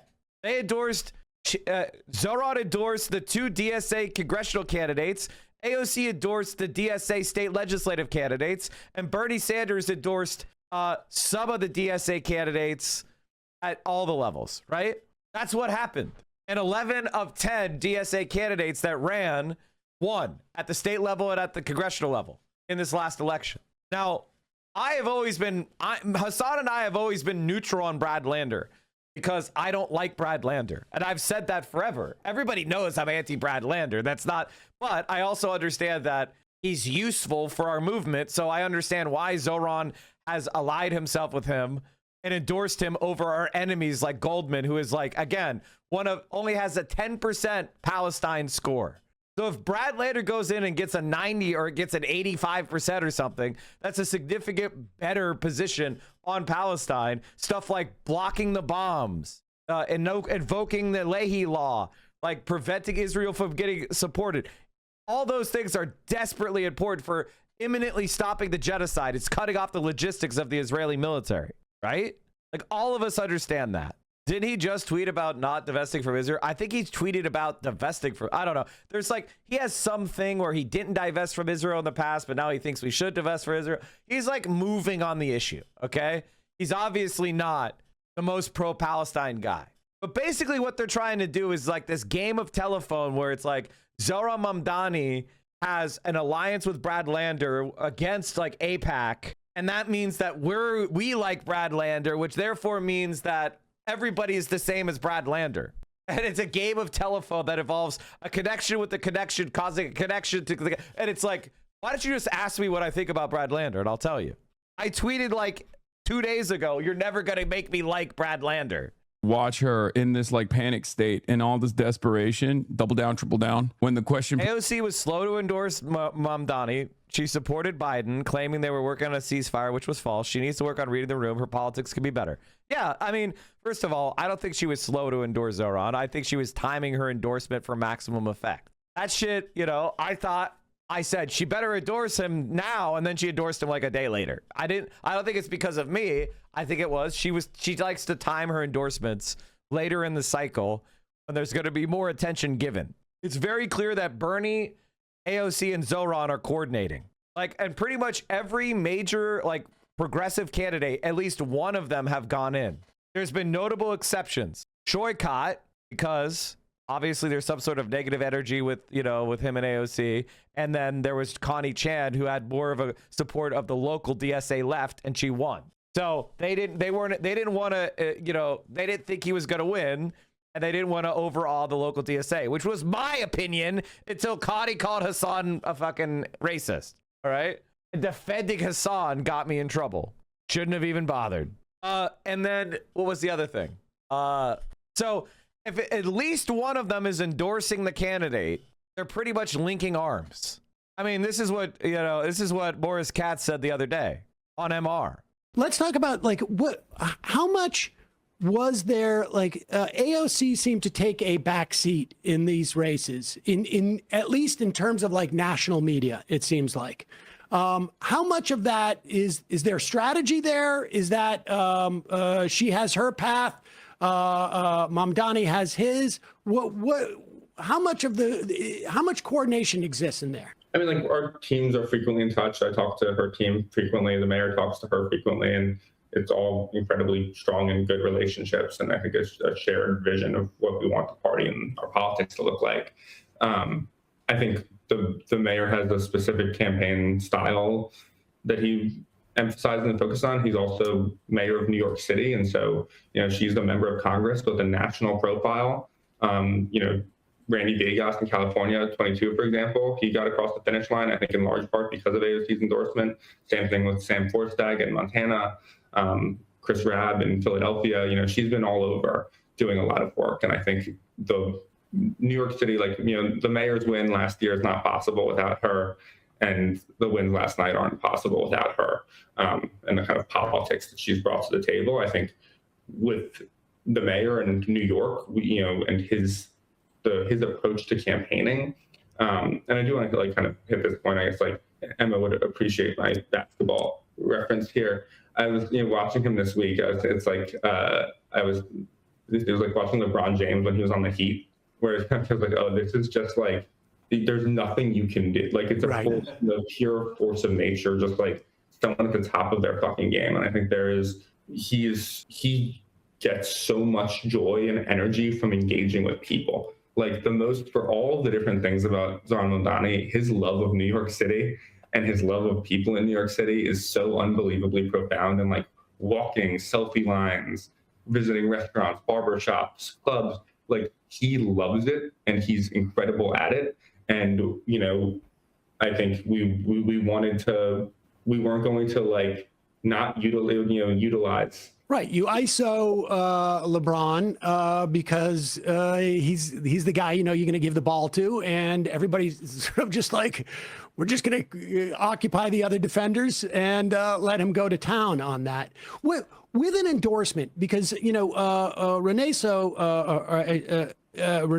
sorry, got a lot of endorsements from unions, and I'm curious when Mamdani, when other DSA people endorse, what is involved in terms of resources that come with that endorsement?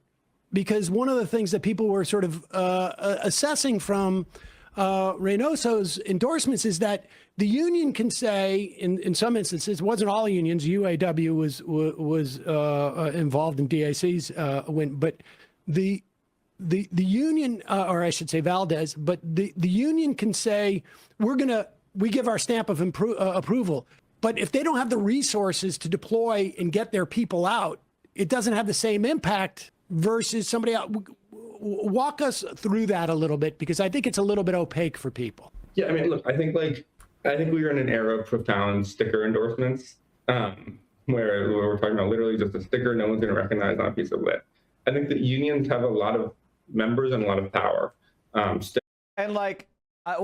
basically the point of all this is to say, I think that, listen, AOC is somebody who is a larger than life figure on the left. ESA is behind AOC. AOC has created she's much, much more popular than we are. This is a pill everybody needs to swallow. AOC and Bernie Sanders are more popular than socialism.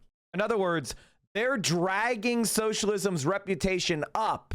They're not parasiting off of us. Who pays me? Oh, by the way, chat, we are 4 hours into the stream, and this chatter wants to know who pays me. Please help this chatter understand who pays me by subscribing at tier 1, tier 2, or tier 3 sub. If you have Amazon Prime, you can attach that to your Twitch account. You get 1 free sub a month for absolutely no money. So please consider supporting the stream and subscribing. So, chat, I don't run ads. I very rarely take sponsors. So if you enjoy this content, the only way it's going to continue to exist is if you subscribe. There's also a lot of people here that are living paycheck to paycheck, parents of young children, college students, people on a fixed income because of retirement or disability, or just regular people struggling to make ends meet. So please consider supporting the stream by gifting subs. You can also make bit donations. We have a hype train going on right now, chat. The top sub gifter and the top bit donor both get hype train conductor badges, which are a golden locomotive next to your name in the chat. And then it matures and evolves into a purple locomotive, which you get to keep permanently. And I gotta tell you, when I see somebody with a little locomotive next to their name, and I'm hitting the ban button, it shifts over to timeout. I'm just being completely honest. When I see that conductor badge next to their name, I'm like, maybe I'm misreading that take. Just give them a little bit of a timeout. And you don't want to be banned by me. Remember how I banned that other guy, guy the other day? I did not remove it. They're gone for good. They're like, oh, you banned my son and that. Remember that? Their son is still banned. All right, so let me thank you. Shinji for the 5. Ham and Fist, thank you for the 20. Jacker Souls. Ham and Fist dropped a 50 bomb, chat. The subs are 35% off right now. Mike, I hear you like the number. What number? Holy shit. Soviet Cranberry, Ken Coldblood. Tom Like a Tom dropped the 20 bomb. Can we get some knees in the chat? Amy the Gorilla with 10. Kit Kat with 5. iDNA Jarl, thank you for the 10. Silent Loggy, thank you for the 5. The King of Wit with the 10 bomb. Julia Star with the tier 3. Best thing you can do. And Nixon Plumber with the 5. And of course, GT Buzzsaw, 3 banks. 3 banks dropped to 20. Holy fucking shit. Mike, I want to support you, but my son is banned. Getting banned by me is pretty hard. Ghost Kitty, thank you for the 5 tier 1s. Because I don't like to ban people, chat. I don't like to ban people. I don't like making people feel alienated. I don't like to push people out of community. I don't like to crush people. I only ban you if you have poisonous stupidity, or you have a narcissistic personality that cannot take correction. That's what gets you banned. 37 Chambers, thanks for the 10 tier 1s. That's the shit that pisses me off. The insurgent left is taking over. Now, listen, I don't know if you've seen this, and if anybody shared it from they have, forgive me. But the DSA, the Democrat Socialist, no, it doesn't. This is their platform. Listen, this is actually quotes from their platform that they published about a day or two. Okay, here's just a sample of what they're about. They put this on paper. They're saying the quiet thing. Abolish the Electoral College, replace the two-party system, multi-party, expand the House of Representatives, implement regional representation, and ranked choice voting.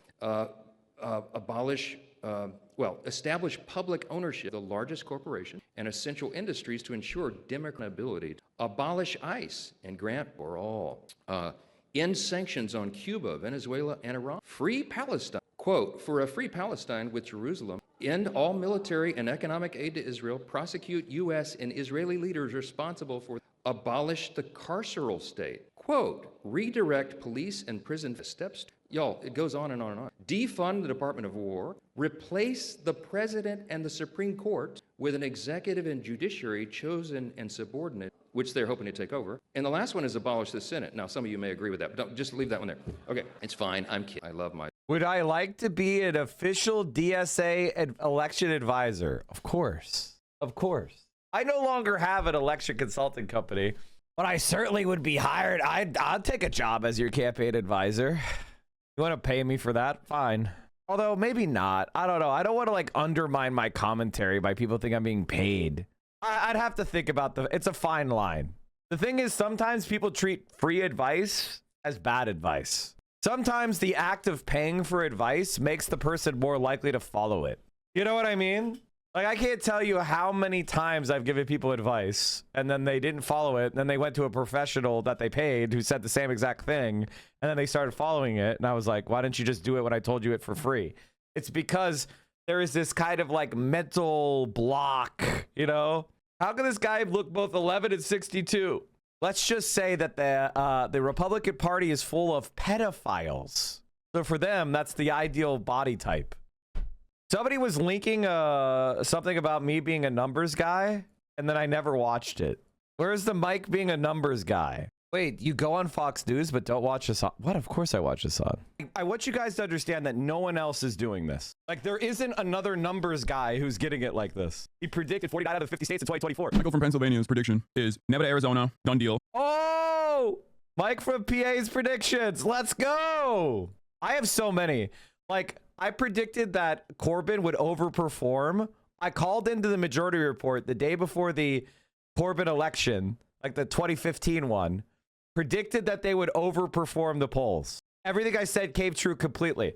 I predicted that Doug Jones would win. I predicted all sorts of shit. Tom Like a Tom with another 20 bomb, but just a hair short. Thank you so much. North Carolina, Georgia, done deal. PA and Michigan? He predicted Zohran Mamdani's exact margin in the primary, 56%. Zohran Mamdani, the 33-year-old Democratic socialist who claimed a surprising victory in the New York City mayoral Democratic... Surprising landslide. And by the way, chat, tomorrow we're getting the ranked choice votes. Tomorrow we get the ranked choice votes, and let me tell you, can't wait to see the landslide that we get. Because you think it's good now. Wait till tomorrow when he gets 56% of the vote. Predicted almost dead on accurate 3 congressional races the day before the election. My prediction: Valdez 48, Reynoso 46, Juan 6. No. It's gonna be more than that. Mine is like, I think it's 55 Valdez at least. I think 48 is way too low. My honest read is the negative spending hurt her significantly with older voters, and a challenge once primed for an upset may fall a couple points short. No. And the reason why I think it's gonna be the other way. I think it's going to be her at 52 and Espelada at 48. Why do I say that? Again, one, people are going to turn out big time, right? They're going to turn out big time on election day for her. It's not going to compare to Zohran, but he doesn't need to do that well. She doesn't need to. She can give up 10 points, and she will, compared to what Zohran did in that district. But she'll still win. That's why. So there you have it. So 55 for Claire and 52 for Dari.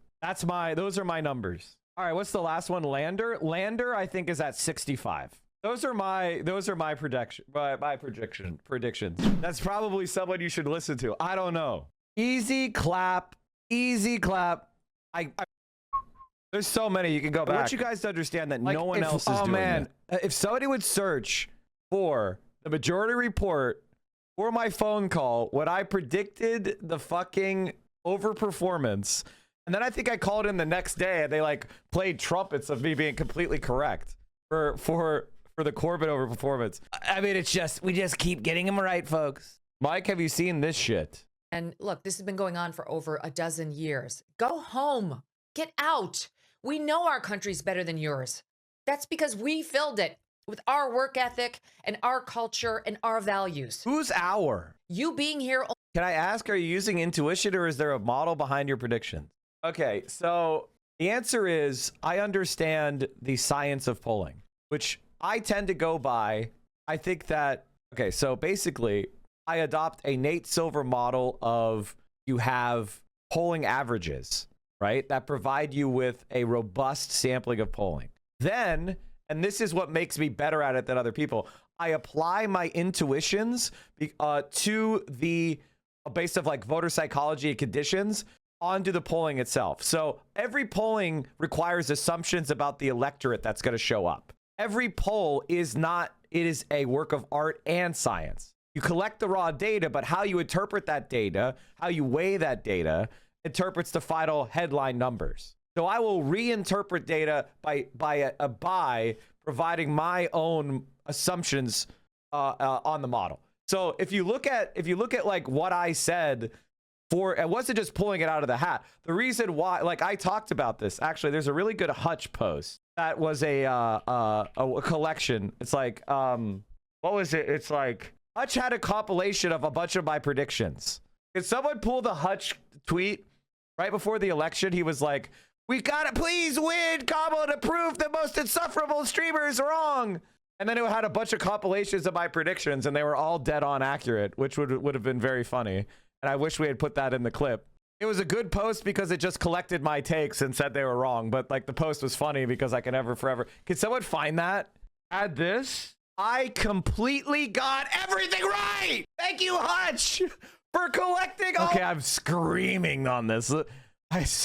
Sometimes I just scream too much. Oh, my takes! Oh my God! Kamala aggressively courting moderates with her rhetoric in this speech at the ellipse. You absolutely love to see it. I feel extremely confident that this strategy will ultimately prove itself to be right move come election day when we see the margins from Indies and R's. Victory needs to come first, and this current electorate is definitely not asking for a Bernie Sanders approach to government. Do what needs to be done in order to win. We have zero options without victory. This is their analysis. There's an even funnier tweet where Hutch was like, please prove Mike from PA wrong. And it's a bunch of like, if you could find that, it's so funny because everything I said in the tweets he's quoting turned out to be correct. Listen to the, look at this Hutch tweet. Kamala winning means the worst people you know will feel like complete shit. MAGA will be caught way off guard because they'll all think it'll be a Trump's landslide. Elon will be forced to confront the fact that he can't simply buy his preferred outcome. Anti-electoral Twitter lefties will feel utterly irrelevant and powerless. People, please, you have no idea how much I need this. The most insufferable streamers, Mike from PA cough, will be forced to acknowledge that Kamala was smart to pivot to the center and aggressively target moderate Republicans. Guys, please. Here's me in September. It turns out Kamala Harris was lying when she said that Biden and Harris were working 24/7 for a ceasefire and hostage deal. Being a leftist is about being right, but too early for people to admit. October's surprise of a war with Iran could lose her the election. Biden's national security team has no imminent plans to present an updated ceasefire proposal. Harris has completely fumbled by turning to the right and has totally created her support among young people and black people. Pathetic and deserved. Here's where I'm saying in October, hey, it's not working. Our numbers are getting worse. And if you look at the polling that I'm citing here, this is why I was able to tell. Because I saw the increased so this is, please tell me how interested you are in the elections this November using a scale of 1 to 10. So this was a really important piece of data for me, is I saw that in October of 2024, the number of black voters and 18 to 34-year-old voters were very low. And if you look at other elections, when Democrats win, black voters and young voters have to be somewhat enthused, right? But when you see both black voters and young voters unenthused, like 2016, Kamala Harris was worse for young people and black voters than Hillary Clinton. So I expected her to do worse than Hillary Clinton. It's very simple. Like, people think I'm up here doing genius level shit, and I'm just interpreting these stats honestly without an agenda. I think that's actually a superpower. Like, I thought it was, like, for me, it's easy. Just get the best quality information you can get and analyze it objectively and then form your conclusion after that. But that is a superpower. Other people are unable to do this. They like cope so hard with their preferred outcome. Objectively, it's objective data. I'm going off of objective data. That's why I was able to identify 49 out of 50 states correct, which I just showed you. Young people and black. And then, by the way, if you go and look at the data, turnout in cities was down. Black voter turnout was down. That's why Kamala Harris lost. Enthusiasm was too low in the cities, so she lost every swing state. Voters are low turnout, which is exactly what we saw, by the way. We saw decreased turnout in cities. That was black people not showing up. That was young people not showing up. The reason why Kamala Harris lost every swing state is because she didn't have the enthusiasm of the left-wing base. There you go. It's really amazing just how siloed pro-Kamala commentators are from the actual empirical data on polling error. The overwhelming evidence is that the downside risk in this election is an underestimating Trump in the actual vote. This fact is basically ignored. So, like, what I'm saying here, what I said in I want to say this was October, or the, which is, we have consistently underestimated Trump's support, and they did it in 2016, they did it in 2020, and they did it in 2024. And why is that? Is that it's because the electorate with Trump is whiter and less college educated than the polls. I'll say that again. The actual electorate that shows up when Donald Trump runs is whiter and less college educated than the polls. So there has been a systemic error against Trump. And it's due to the way that the data is collected. It's hard to contact those people. They don't participate. They have a non-sampling bias. So I'm loath to just like throw percentages on there. But what I want to say is if the polls are wrong, they're much more likely to be wrong in the direction of Trump than they were to be wrong in the direction of Kamala. Why do I know that? It's multiple examples happened in the past, right? Kamala Harris lost because the polling error, it was a 50-50 election based on the averages, right?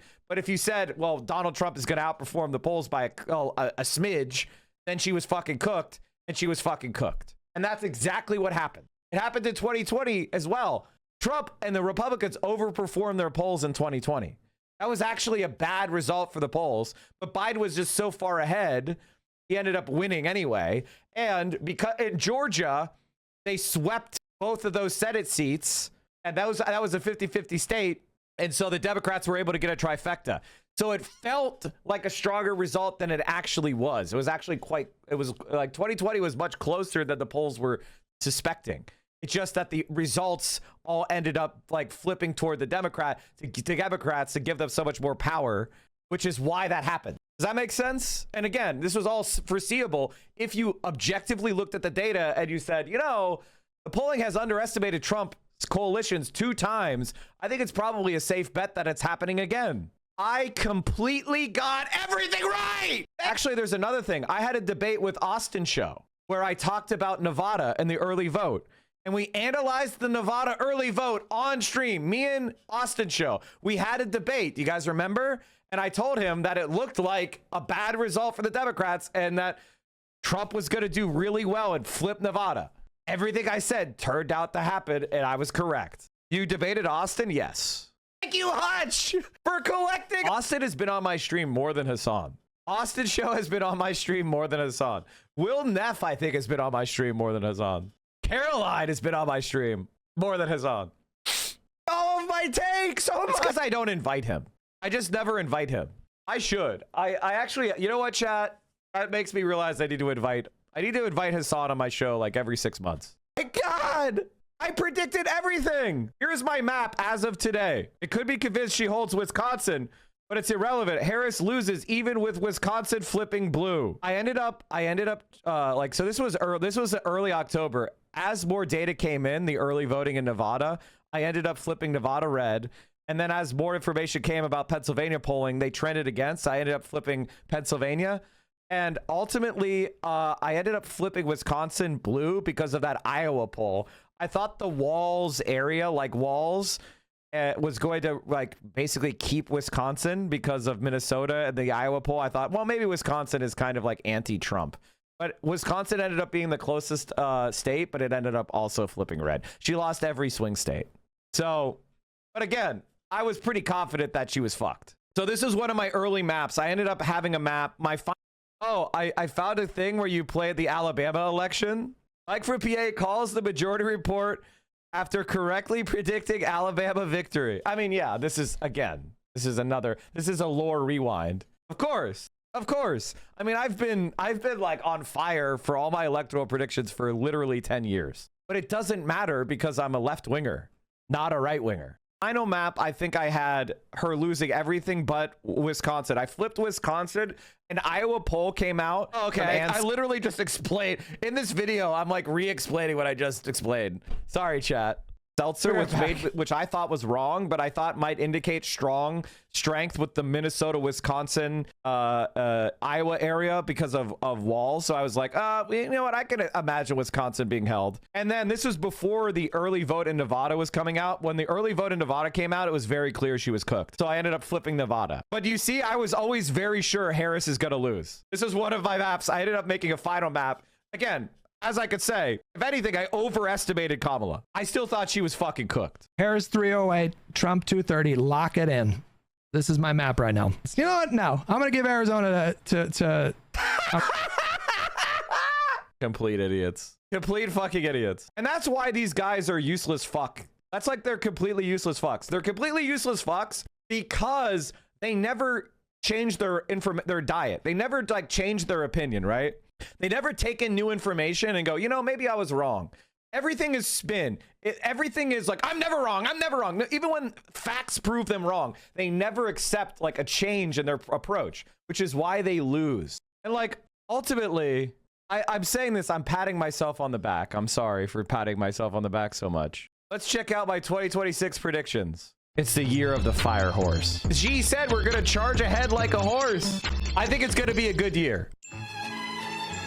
Politics predictions. Democrats are going to win the House and tie the Senate. I think they're going to win Maine, North Carolina, and Ohio, but they're going to lose Texas again and Iowa again. Trump approval dipping below 30% by the end of the year. My presidential frontrunners are AOC, Gavin Newsom, and the centrist pick is Josh Shapiro. Zohran is going to pass the rent freeze, get childcare. He's not going to have free buses, but he's going to improve the speed and reliability of routes, and the city-owned grocery stores will be successful. Joe Biden is going to die from natural causes. I think Plattner is going to win in Maine, by the way. Trump is going to have a major medical scare himself. Left-wing candidates do really well in the primaries. I don't think they win everywhere, but I think we're going to have a lot of cool left-wingers. Kash Patel is fired. The U.S. is going to make the quarterfinals in the World Cup. Spain's going to win. Argentina is going to be the most overrated. They're going to be out at the round of 16. Messi is not going to be able to carry. Sorry. Trump pardons Ghislaine Maxwell. It's happening. I wish her well. VO predicts that Trump is going to die in September from natural causes. As much as I think that prediction makes sense, he's also the president, so they're monitoring him so much that I would be shocked if he actually... If I get anything wrong, it's going to be Messi. But, you know, I had to be bold. I think it's the year of the right-wing fall-off. Dark woke, dirtbag left rises further. The left is coming back, except we're meaner. Is it going to be the dark woke Gavin Newsom types? Or is it going to be the dirtbag left types? Is it going to be Francesca Hong? Or is it going to be Gavin Newsom's? You know what I mean? Who can be meaner to the right? I think the Russia-Ukraine war will finally end. Ukraine will give up the Donbass. They will pledge not to join NATO. They won't join the EU. And their country is going to be in dire straits over having to pay back European and that hasn't happened yet, but we still got 6 months. We'll see. They're in bad shape. IMF loans. They're going to have to privatize more. China is not invading Taiwan this year. China continues to decarbonize faster than expected. China pulls ahead in the AI race. China manufactures a chip using its ultraviolet prototype. Continues to annex territory. Continues the genocide. U.S. keeps bombing Venezuela. No ground invasion. There is some sort of CIA agent are going to get caught. It's going to be a scandal. And no regime change. I mean... Technically, they didn't regime change. They just kidnapped the president. But that's kind of cope. I mean, it's effectively regime change. So I'll say that I got that one wrong. I'll say I got that wrong, but they still didn't really regime change. They just put the vice president in. But she's basically acting like a puppet. So I think Maduro falls. I do think the United States bombs Iran again at some point. And overall, I predicted Iran getting bombed. Look at that. I was right about that. Tough year for incumbents and politics worldwide. I think the AI bubble finally bursts because the U.S. can't we'll see. Generate enough electricity. U.S. inflation stays high even as the economy falters. Stagflation risk grows. I think the housing markets finally start to deflate as more enter default. Fed is too slow to with rate cuts because of inflation risk. And commercial real estate is in deep trouble. And I think the car market's going to crash. I think car prices are going to... Did I get like all of that right? Did I get all of that right? I mean, the AI bubble hasn't popped yet, but I feel like it's bubbling. You know, I feel like it's bubbling. Crash like crazy this year. All right. Hasn't the car market kind of been shitty? Haven't I been right? Like, isn't it kind of shitty? I would say overall, those are pretty good. It's hard to beat. I feel pretty good about those predictions. I feel pretty fucking good. And I posted that 5 months ago. That was my January prediction. Not perfect, but like, damn, pretty good. What can you say? I feel like our stream has high quality information. You know, I try my best. For one man, I think I'm doing pretty well. Not too shabby. Fuck the haters. You have the right to brag about being right all the time. Holy moly. I mean, I try not to brag. It's just, you know, I want my credit. That's all. What? All that happened in 5 months? Yes. We had Cringeon on our Little Leftist podcast last night, the same one that Fred got attacked for, saying she would use natural guard to kick out ICE. You should have him on sometime. Hell yeah. What would I do with a magic wand to significantly bring down rent across the U.S.? I would do a national social and public housing program that from the federal level identifies land in every American city that could be quickly seized by the government.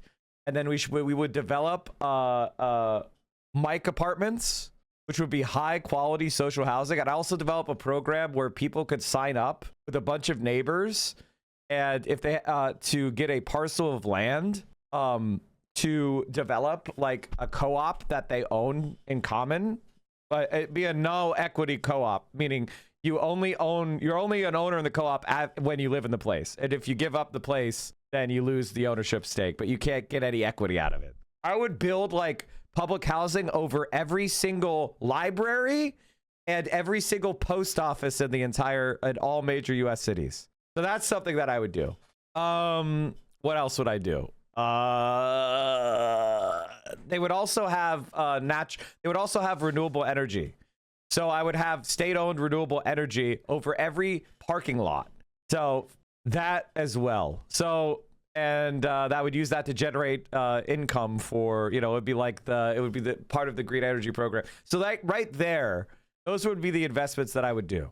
Remember how NBC and MSNBC hired Megyn Kelly? Yes, I do. I mauled over it when it happened. Only dilutes it for us, those who built it and live it. And half of you people, more than half, you won't assimilate. We don't want you. We don't care if you're offended. Get out. Go home. Go back to fucking Haiti. Sorry. I'm thinking about our friends in Ohio who've been dealing with these TPS hate for years now, who are drunk driving all over their towns and killing people. This is the whole cats and dogs thing. Like, they don't want to live like Americans live. And this was supposed to be it was supposed to be temporary help. And it's turned into another backdoor way of allowing someone permanent residency here. And they take advantage of all of our public services and our...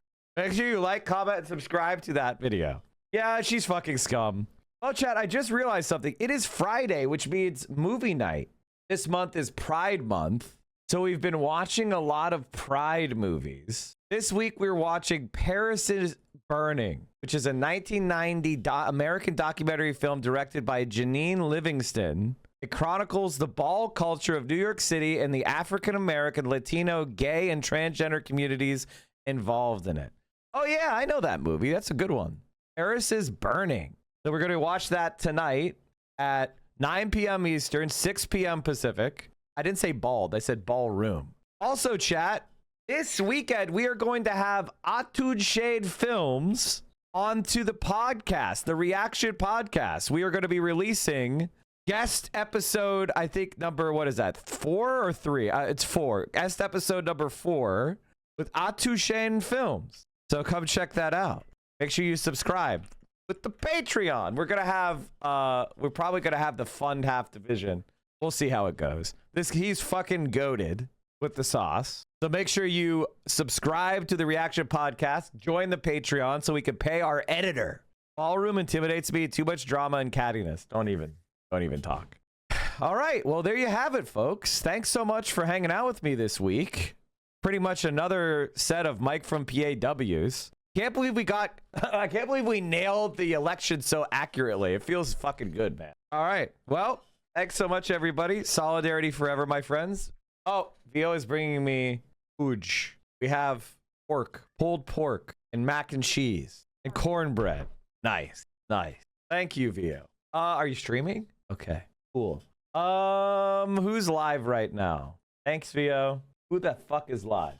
Oh, chat.